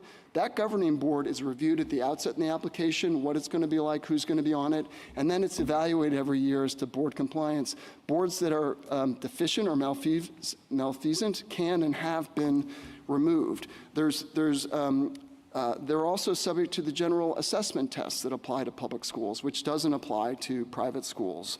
So, Mr. Garr, can I just sort of summarize this by saying that I think what you're saying is that, or just like traditional public schools, charter schools are a creation and creature of the state that distinguish them from things like the other very interesting and good examples that were raised, nursing homes, adoption agencies, hospitals, those things can actually exist outside of the state, although they have to be licensed in the state, just like a private school would have to be licensed. Obviously there's going to be some state involvement to authorize these private people to set up this private entity. But it seems to me that you're saying with all of these different factors and the way in which you're conceiving of this, a public school and these charter schools are creatures of the state in a different way. Yes, and I don't think when this court decided Fulton, it thought it was imposing new requirements on public schools. And with respect to supervision and control, if I could just make one more point, federal law requires this. The charter school program requires that charter schools, quote, be operated under public supervision and direction. This is 7221I2B of the statute. And this is really important. I mean, the federal charter school program has been implemented for decades. Billions of dollars have been dispensed by the federal government. All the religious school is saying is don't exclude us on account of our religion. I mean, if you go and apply to be a charter school and you're an environmental studies school, or you're a science-based school, or you're a Chinese immersion school, or you're a English grammar-focused school, you can get in. And then you come in and you say, oh, we're a religious school. It's like, oh, no, can't do that. That's too much. That's scary. We're not going to do that. And our cases have made very clear, and I think those are some of the most important cases we've had, of saying you can't treat religious people and religious institutions and religious speech as second class in the United States. And when you have a program that's open to all comers except religion, no, we can't do that. We can do everything else. That seems like rank discrimination against religion. And that's the concern that I think you need to deal with here. Sure. And certainly, as we've said in our brief, we recognize that principle and we respect it. But as this court itself said in the Carson case, states may maintain strictly secular public schools. And that's all the state of Oklahoma has done here. All we're saying is that we're not going to create, fund, and control the curriculum of schools that want to teach religion as truth. I think as Justice Gorsuch pointed out earlier, a state could easily design a different kind of charter school system where they really were government-run, government-controlled, government-created, government-established private charter schools. That's not what some states have. They open it up to private people to apply. And then when you say to someone, you're no good because you're religious, they're not asking, and to make the point, they're not asking for special treatment. They're not asking for favoritism. They're just saying, don't treat us worse because we're religious. And that just seems like a core principle. Again, you could redesign this pretty easily, as Justice Gorsuch was talking about in the California example. I don't know the details of, but that's not how it's done. Well, in terms of creation and control, Oklahoma has that, as do all the other states with charter schools. And if you have any questions about control, let me go through that. I mean, I think the one thing that has been seized upon is board governance. And on that, I don't think that can make the difference, because under LeBron in those cases, the ultimate question is state control. Here you have state control. States are auditing charter schools, are involved in curriculum. They have to be, material changes have to be approved. With respect to the boards, those boards are also monitored. The application has to describe the board. The board is evaluated each year for board governance. Boards that don't operate correctly can and have been removed. Charter school board members themselves have to sit on the governing board meetings. The governing boards for charter schools are regarded as government bodies under state, as we've shown in opinions. So the state retains complete control up to the point that they can close it. So I don't understand really this created and creature of the state. The pavement or wood chip program in Trinity Lutheran was created and controlled by the state, yet we held that you couldn't exclude religious schools. Tuition program in Espinoza, the creature and created by the state, yet you couldn't exclude religious participants. The same in Carson, the same in Fulton. Is your test, it's a creation and creature of the state? Because all of those were, and we held that under the First Amendment, you couldn't exclude people because of their religious belief. Well, the programs were, of course, but what we're talking about is the applicants. And here I think that the creation point goes to the government entity point. I'm not following. The applicants in those cases were religiously affiliated.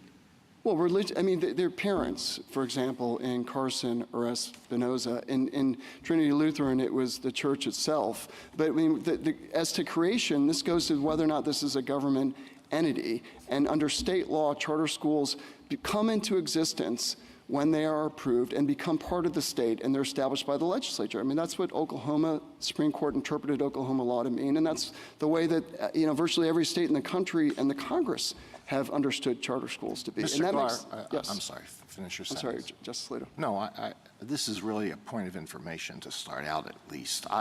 The point of the charter school program, as I understand it, is to confer a lot of flexibility on the charter schools so that they offer a real alternative to the public schools, to what you call the public schools. Isn't that true? Yes and no. I mean, I think a real alternative, there's no question that charter schools want to harness private ingenuity. And they do that. They say, you can come to us with the applications, but we're going to rigorously scrutinize those applications. We're going to make sure that you meet our curriculum requirements. We're going to evaluate you every year. And if you try to change your curriculum, you have to come back and get approval. And well, they're allowed to offer a curriculum. Yes, it has to meet certain state requirements, but the focus of the curriculum can be quite different from the public school. And I thought that was understood to be one of their virtues. The charter schools have to meet the academic standards that public schools have to meet, again, down to the level of dangling modifiers in ninth grade English class. I mean, I think what's different is you can imagine a school that's built around performing arts or sports, as some charter schools are, or language. You can build a school around that model, but it has to have all the same academic curriculum requirements. Can a charter school seek to inculcate a secular viewpoint, not just a secular viewpoint, a particular secular viewpoint? I mean, with respect, I don't know what you mean by that. I mean, to the extent traditional public schools can, yes. I'll take your example of a school that focuses on music. So could a school that focuses on music teach only the music composed by dead white men? Brahms, Bach, Beethoven, and Brahms, and all the rest. I think like a traditional public school could, but what charter schools can't. Could a school that focuses on music say, no, we're not going to do that. We're going to include jazz and hip hop and rap and music from non-European countries? Could they do that? I think they probably could do that. All right. Could a school say, we're going to be a LGBTQ plus friendly school, so that the books that elementary school children are going to read are going to have lots of LGBTQ plus characters, same-sex couples, and they are going to send the message that this is a perfectly legitimate lifestyle. They're going to tell the little kids, your parents may say you're a boy or a girl, but that doesn't mean you really are a boy or a girl. Could they do that? No, and the reason why they couldn't is because state law prohibits the teaching of gender studies or race in public schools, traditional public schools and charter schools. And that reminds me. I'll give you another example. Could a school say, we're a progressive school and we're going to do everything the state wants you to do, but we're going to teach history from the 1619 Project standpoint? No, because they'd have to meet the state's academic standards, and that would not be allowed. Why would that not be allowed? We're going to make sure students know a lot about slavery and Jim Crow and the treatment of Native Americans. Just like they can't do that. They can't emphasize that. Just like a traditional public school, there would be some leeway there, but with respect, they certainly couldn't focus their curriculum just on that. And let me give you the citation so you can look at the academic standards. I don't want this to be one-sided. So suppose a school says, we're going to teach American history like the way it was taught in 1955. So we're going to celebrate the Founding Fathers, and we're not going to say anything about their shortcomings, and we're not going to say a whole lot about the the dark episodes in American history. Could they do that? No. Traditional Oklahoma public schools could not do that, and charter schools could not do that. Where does it say that? So it says it in 3-34B12 of the charter school statute. Says that the curriculum must be aligned with state academic standards. And then if you go to Oklahoma Administrative Code 210:15-3-1, it spells out in detail the criteria for curriculum. And we've got other sites in our brief on that. And they're controlled in the same way that public schools are. And that's the point, Justice Alito. Charter schools are like public schools, traditional public schools. When it comes to curriculum, they're controlled as to curriculum, and that completely distinguishes private schools. My friend was asked, how are private schools different?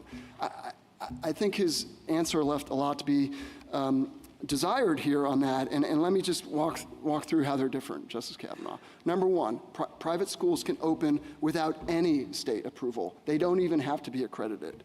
Number two, there are no requirements or supervision of curriculum for private schools. The only practical limit is what employers want or what colleges want. Number three, they can charge tuition. Number four, they can restrict admissions. Number five, they're not subject to general state assessment tests. Number six, they're not subject to nearly the reporting requirements or oversight as public schools. Number seven, they're not subject to state rules regarding student discipline, civil rights, health, and on down the line. And number eight, there's no process for closing them short of consumer fraud or fraud. I mean, private schools are fundamentally different. What we're talking about here is a school that is closely regulated, that is part of the public school system. And this court, again, in Carson, said that states can expand their public schools. That's what charter schools are. They were meant to expand the public school options for families across the country, and they've been successful, especially from families from disadvantaged backgrounds. And if this court holds that the Oklahoma program is unconstitutional, then it immediately renders the charter school laws in 47 states unconstitutional. Well, that's a little bit. This would be expanding the options, not contracting the options. So I don't know. With respect, that's not the right way to look at it, because well, why not? Because charter schools were built on the premise that they're public schools, and that was by design, because people wanted to expand access to public schools, and people understand that religion cannot be taught. They're built on the idea that innovative approaches to education would increase the quality of education in a particular community, or at least provide options for particular focuses and overall improve the educational quality in the state. You don't have to believe me. You can just look at the fact that Congress, from the beginning of the federal charter school program in 1994, and every single state has made clear that charter schools are to be public schools and run as public schools. And that's the way it's always been understood. And if this court rules in favor of petitioners here, there are going to be some states that ramp it up, no question. But there are going to be other states that say we want out. And each state can make its own decision, but this is going to have a dramatic effect on charter schools across the country. And just think of the federal charter school program on its own. I don't think, you can't just say like, oh, we'll just, grant. Well, it's not going to, the premise of that was that at that point it was considered constitutional to discriminate against religious entities. And that, that's some of our case law has changed that and said, no, it's not constitutional to discriminate against private religion. And that's, the theory is that probably this is disagree with my characterization there. I understand that, but it's a different I constitutional encourage you to understanding. read the OLC opinion, because what that opinion says is it focuses on the affiliation requirement, that you could have a school that potentially is a religious entity, wants to run a secular program, and that wouldn't be allowed.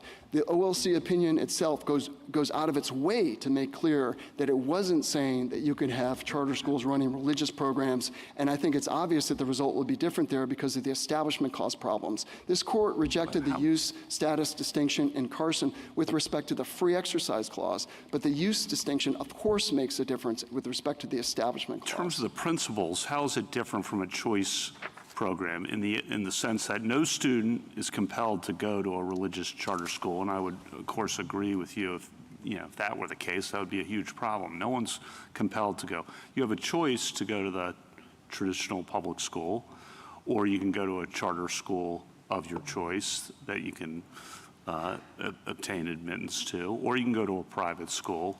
No one's being compelled to go to any school. It's just another option that is available. That's right. And this court had a case last week in Mahmoud where it involved, story time with certain offensive messaging, no parent was required to send their child to that charter school. And I don't think that case would come out differently to that public school, because I don't think it would come out differently because they could have picked a charter school. And similarly, no family in America has to send their kid to a traditional public school. They could send them to a private school. They could homeschool them. They could send them, other options. But this court has never said that because you have the option of not sending your child to a traditional public schools can teach religion as truth. I mean, Well, that's loading traditional public school into this, but I get that. No, I'm just taking the premise of your question is, what's the problem? You have the option of going to a different school. No, it's the option. You have a public school to go to, and you have private schools to go to, and you have charter schools to pick from. You may not like the environmental studies one, but you have other options, and this increases the options, at least theoretically. People can choose among public schools as well as you can transfer among public schools if the teaching in that school is offensive to you. I mean, going back to the school prayer cases, I mean, in that there was a suggestion in the brief here that those cases are different because you were compelled to go to public school. That's wrong. Compulsory attendance laws since this court's decision in Pierce have not applied to parents who want to send their children to private schools or homeschool them. So everyone has the choice in that respect. I mean, I think if the court crosses the line in this case, then the other options in the Mahmoud were not free. Okay, so that's a big difference. It was telling the parents there, oh, don't go to the public school if you don't like it, go pay $10,000. Well, that's a pretty big burden. That's not what we're talking about. Well, I don't think Mahmoud would come out differently if you had in jurisdictions where parents had the option to send them to a charter school, Your Honor. Maybe the court will say otherwise, but I doubt it. Thank you, counsel. Any questions, Justice Thomas? Mr. Gary, just a brief explanation as to why the board is on the other side. You seem so certain that this is a public school, and yet the board's on the other side of this. Well, it went rogue, Your Honor. The membership of the board was changed. Initially, there was resistance to granting this application because it flouted Oklahoma law, and there was a change in the board that we challenged. Right on the eve of a second vote, and the charter was passed 3-2. And that's why my client stood up to defend Oklahoma law and federal law under the Establishment Clause. Well, would the board say the same about you?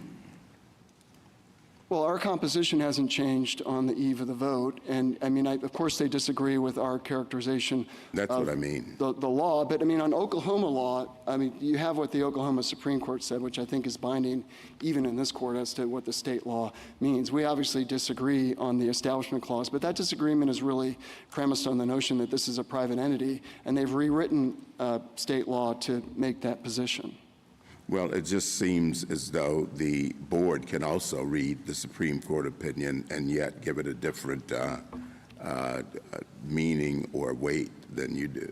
Well, we can all read it, and I'll quote it. St. Isidore came into existence through the charter system with the state and will function as a component of the state's public school system. That's at page 38. I don't think there's any ambiguity there. Justice Alito? I want to give you a chance to respond to an argument that is made by the petitioners, and that has to do with the motivation for the position that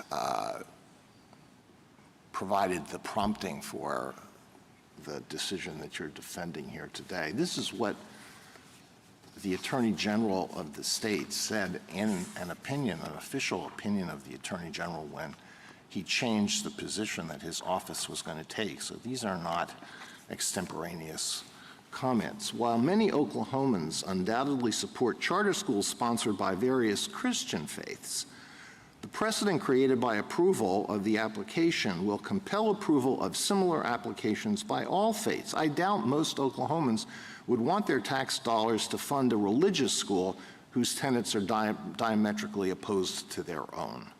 And this is not an isolated statement. There are many. So thank you for asking that. Isn't that a very serious masterpiece cake shop problem? This whole position that you're defending seems to be motivated by hostility toward particular religions. That's entirely incorrect, Your Honor, and if I can answer that in two different levels. One, the masterpiece cake piece, and two, the comments, which I'll begin with.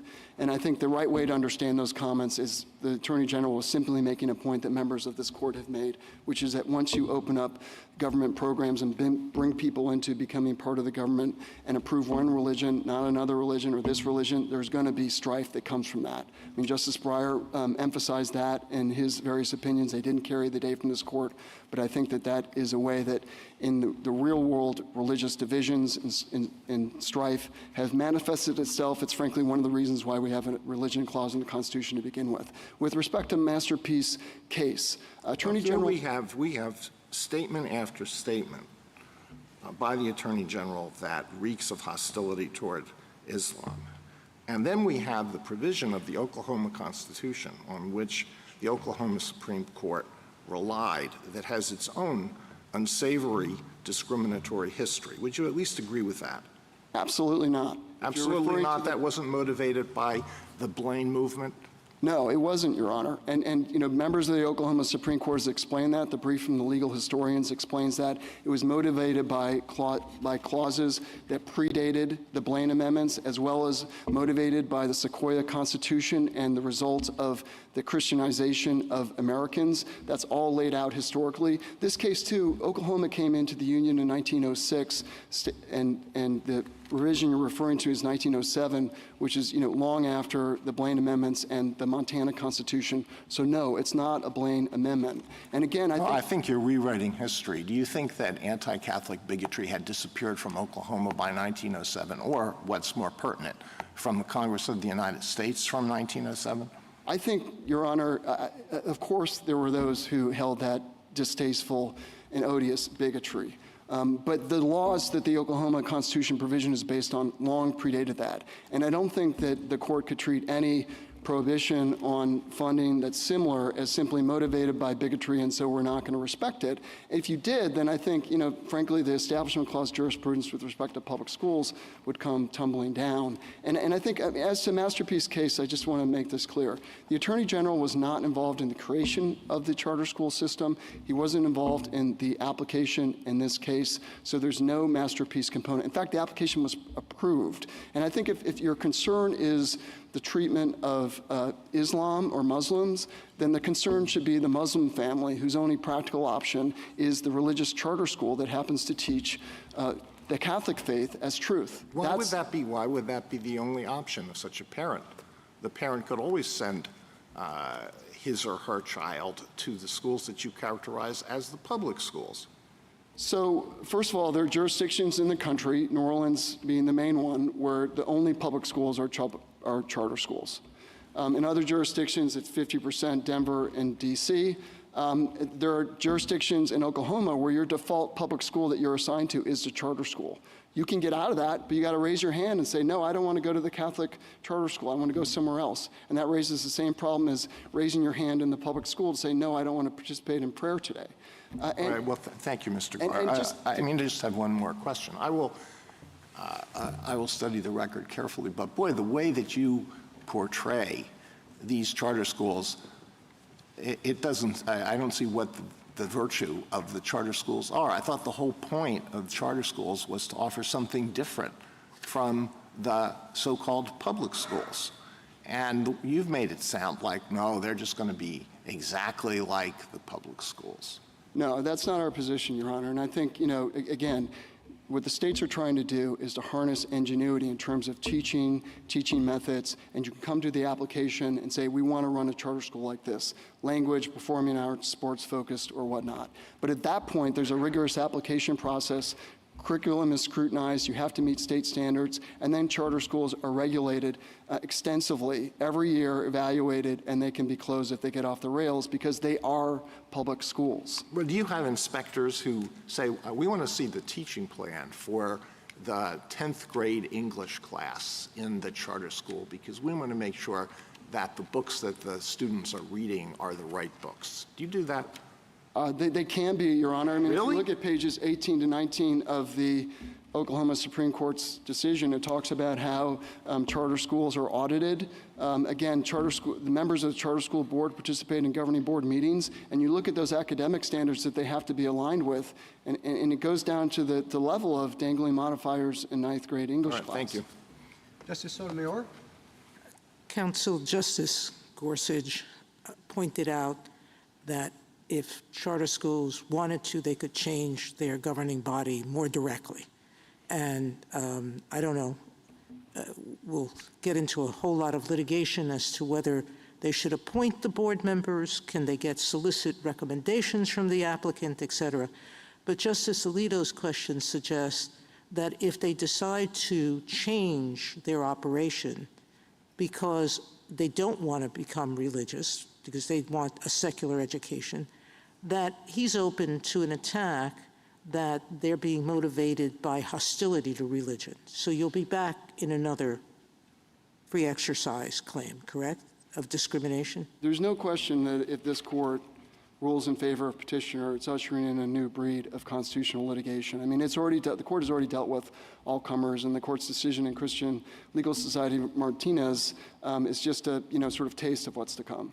Now, with respect to, we've spent a lot of time on, is this a state entity or not? But your second theory was that it's a state actor, and that hasn't been discussed that much. How do you deal with West and Rendell Baker in answering that question? Right. You win under either, correct? We win under either. In West, you outsource the constitutional duty, which is what the state did here in allowing charter schools And to operate. how do you deal with the compulsion issue of West, meaning that, or Well, that just the went to access issue? Right. That just went to the underlying federal constitutional violation. I mean, in terms of the state action question, the question is whether they're acting under color of state law. And here, charter schools are acting under color of state law. They don't come into creation without state law. Exactly. And they're heavily regulated by the They don't come state. into creation, Catholic Charities came into creation under state law, but not as a charter school. That's exactly right. And I want to correct one thing that my friend said in terms of discussing Rendell Baker versus West. West came after Rendell Baker. So Rendell Baker didn't resolve anything or correct anything that West held. And West, as this court recognized in the Hela case just recently, recognized that where you're outsourcing constitutional functions. And here on top of that, you have an exclusive and traditional state function, which is the function of providing free public education open to all. Thank you. Justice Kagan? If this court were to rule for petitioners, what would happen in Oklahoma, in these 40-plus other states with laws of a similar kind that declare charter schools to be public schools? What kind of issues would they have to confront in the future? What do you think the range of choices they would make is likely to be? First, every charter school law in the federal charter school program is unconstitutional because they all require that charter schools be public schools and that they be non-sectarian. So we're dealing with the confusion and uncertainty that's created by that to begin with. States may react differently. Some may reenact charter schools under the details this court might lay out as to how to legislate. Or, many states will just say, no, with respect, in our state, our traditions are not to allow the teaching of religion in our public schools. We don't know. This is going to create uncertainty, confusion, and disruption for, potentially millions of school children and families across the country. There's another piece to this, which is that under the federal law, the IDEA statute, charter schools are covered because they're understood to be public schools. This court holds that charter schools are not public schools. Then there's a question as to whether children with disabilities who go to charter schools would be covered by the IDEA, and that's another problem that'll have to be sorted out. In terms of litigation, you'll get litigation over who can be admitted. They say they'll take all comers. Surely there'll be schools that want to test the next limit. There'll be questions about who can be teachers. Can you have a gay teacher or not? There'll be questions about the application of the ministerial exception. And then there are going to be questions about curriculum. This court is going to be superintending curriculum. Maybe they would go too far in saying you can't teach evolution, you have to teach creationism, but there are going to be a lot of line drawing problems in between. Thank you. Justice Gorsuch? Justice Kavanaugh? A couple questions. Are single-sex charter schools constitutional?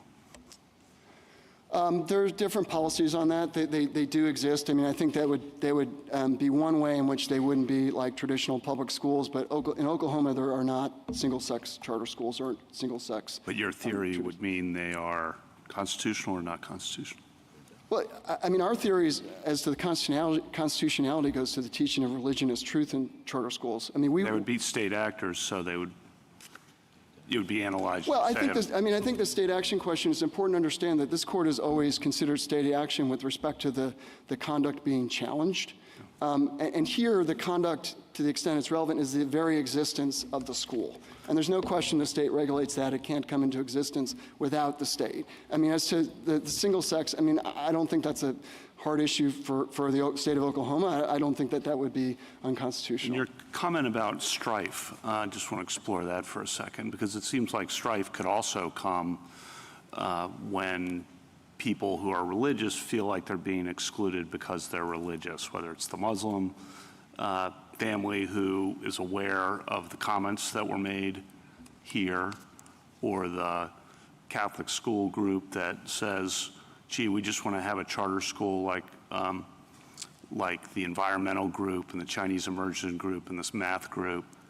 And I think you're missing a portion of the country when you say strife would not result from that kind of outcome. Well, I think if the rule is that charter schools are public schools, and just like traditional public schools, you cannot have the teaching of religion as truth in charter schools, I don't think that would create any new strife, because that's the regime that we've lived in for decades. The strife that I'm referring to is the picking and choosing that is inevitably going to occur when people line up to become, a fully funded charter school. And so I think it's quite different.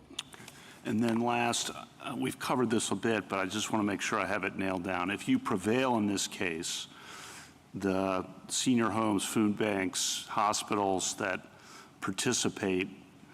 receive government funding, participate in government programs like a foster care program, they would not become state actors because, can you succinctly, or maybe just we would have a rule. I mean, I give you maybe the rule would just be schools are different, but I would like to have a principle behind that would be helpful. I mean, I think this court's own precedents recognize that public schools are different in important ways. But on your question, I mean, they're not outsourcing constitutional obligations. There's no constitutional obligation of governments that I'm aware of, states that I'm aware of, to provide adoption services or the like. It's not a traditional exclusive function. I mean, Justice Alito's opinion in Fulton went to great lengths to say that adoption services were not a traditional or exclusive public function. And so I think that the government contractor scenario, I mean, that's what they've tried to bait this court with concerns, but the government contractors are completely different. They're not created by the state in the way that the charter schools are. They're not fully funded by the state. They're not controlled by the state in the way that charter schools are. It's an easy distinction. Thank you.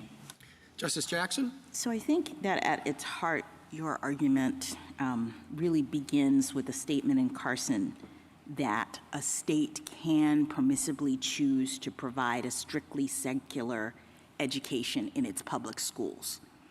And if you start there, then I think you're saying that charter schools is one model that a state can choose to provide that kind of secular education. Charter schools is a subset of the public school right that Carson recognizes to provide a strictly secular education. So one point of clarification just on facts is, doesn't Oklahoma provide vouchers for parents who would like to have a religious education for their child? Those parents don't have to be in the public school, we're providing strictly secular public school column.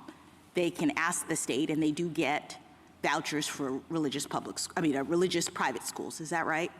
That's exactly right. And I think it's an important point. I mean, Justice Kavanaugh last week referred to the court trying to find the win-win in the area of religion.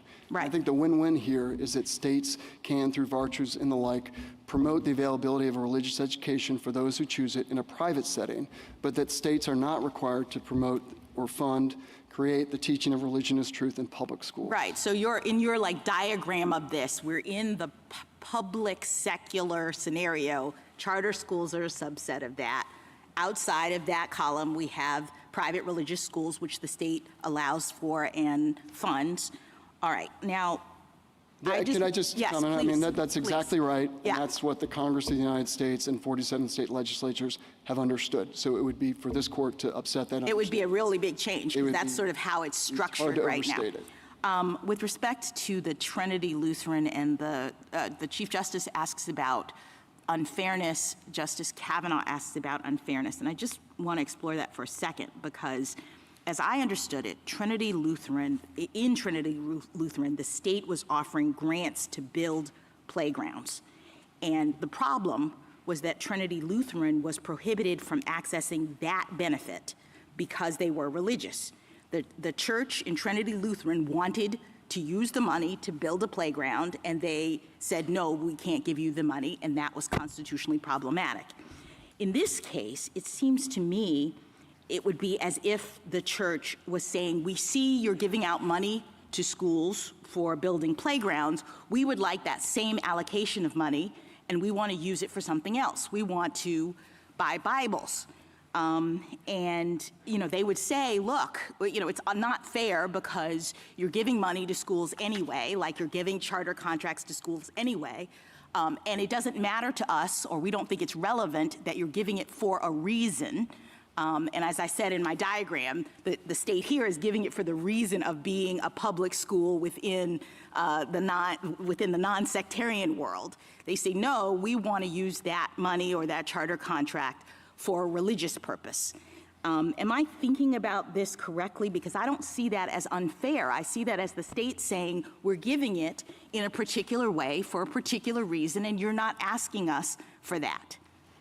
I think that that's right, if I understand the question, Justice Jackson. And clearly what the state is doing is saying, we're expanding our public education opportunities, and like public education has always been, we're not allowing the funding and creation of teaching religion as truth. I mean, this case presents a question of a state that's conscientiously trying to avoid the separation between church and state. But imagine a state that said, we really want more religion in our public schools. And so what we're going to do is we're going to go to the traditional public school, and we're going to fire all the teachers and administrators, and we're going to replace them with the staff of the archdiocese. I don't think that would be a hard Establishment Clause problem. And I think this case is basically just the flip side of the coin. But I mean, as to the unfairness, what the state of Oklahoma has done is simply maintain the system that this court has upheld for decades, which is that we don't allow the teaching of religion as truth in public schools. Thank you. Thank you, counsel. Rebuttal, Mr. McKinley?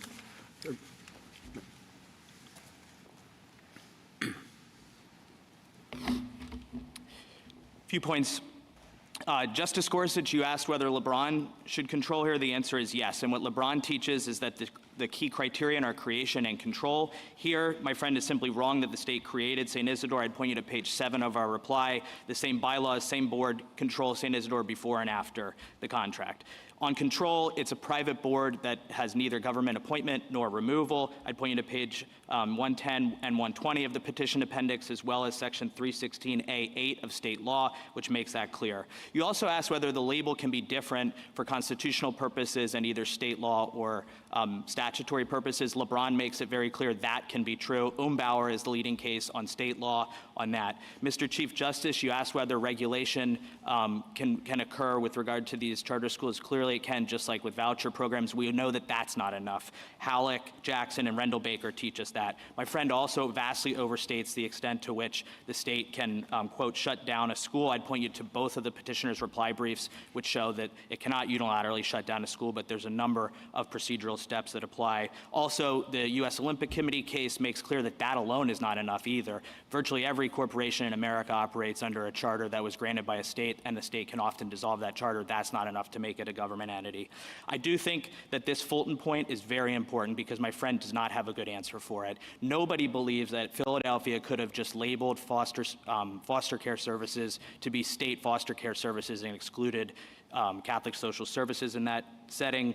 By contrast, a ruling for us will only increase choice. I completely agree with you on that, Justice Kavanaugh. No student will be compelled or placed in a charter school except by private choice. So then the governing question is the same one that this court confronted in Carson, Espinoza, and Trinity Lutheran.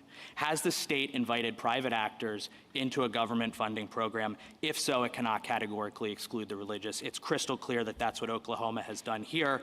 Everyone agrees that St. Isidore met all of the other requirements, and its charter was extinguished only because of the non-sectarian requirement. We completely agree with you, Justice Kavanaugh, that that treats them as second-class citizens. The Free Exercise Clause prohibits that. We ask you to reverse. Thank you. Thank you, counsel. The case is submitted. The Honorable Court is now adjourned until Thursday, the 15th of May at 10 o'clock.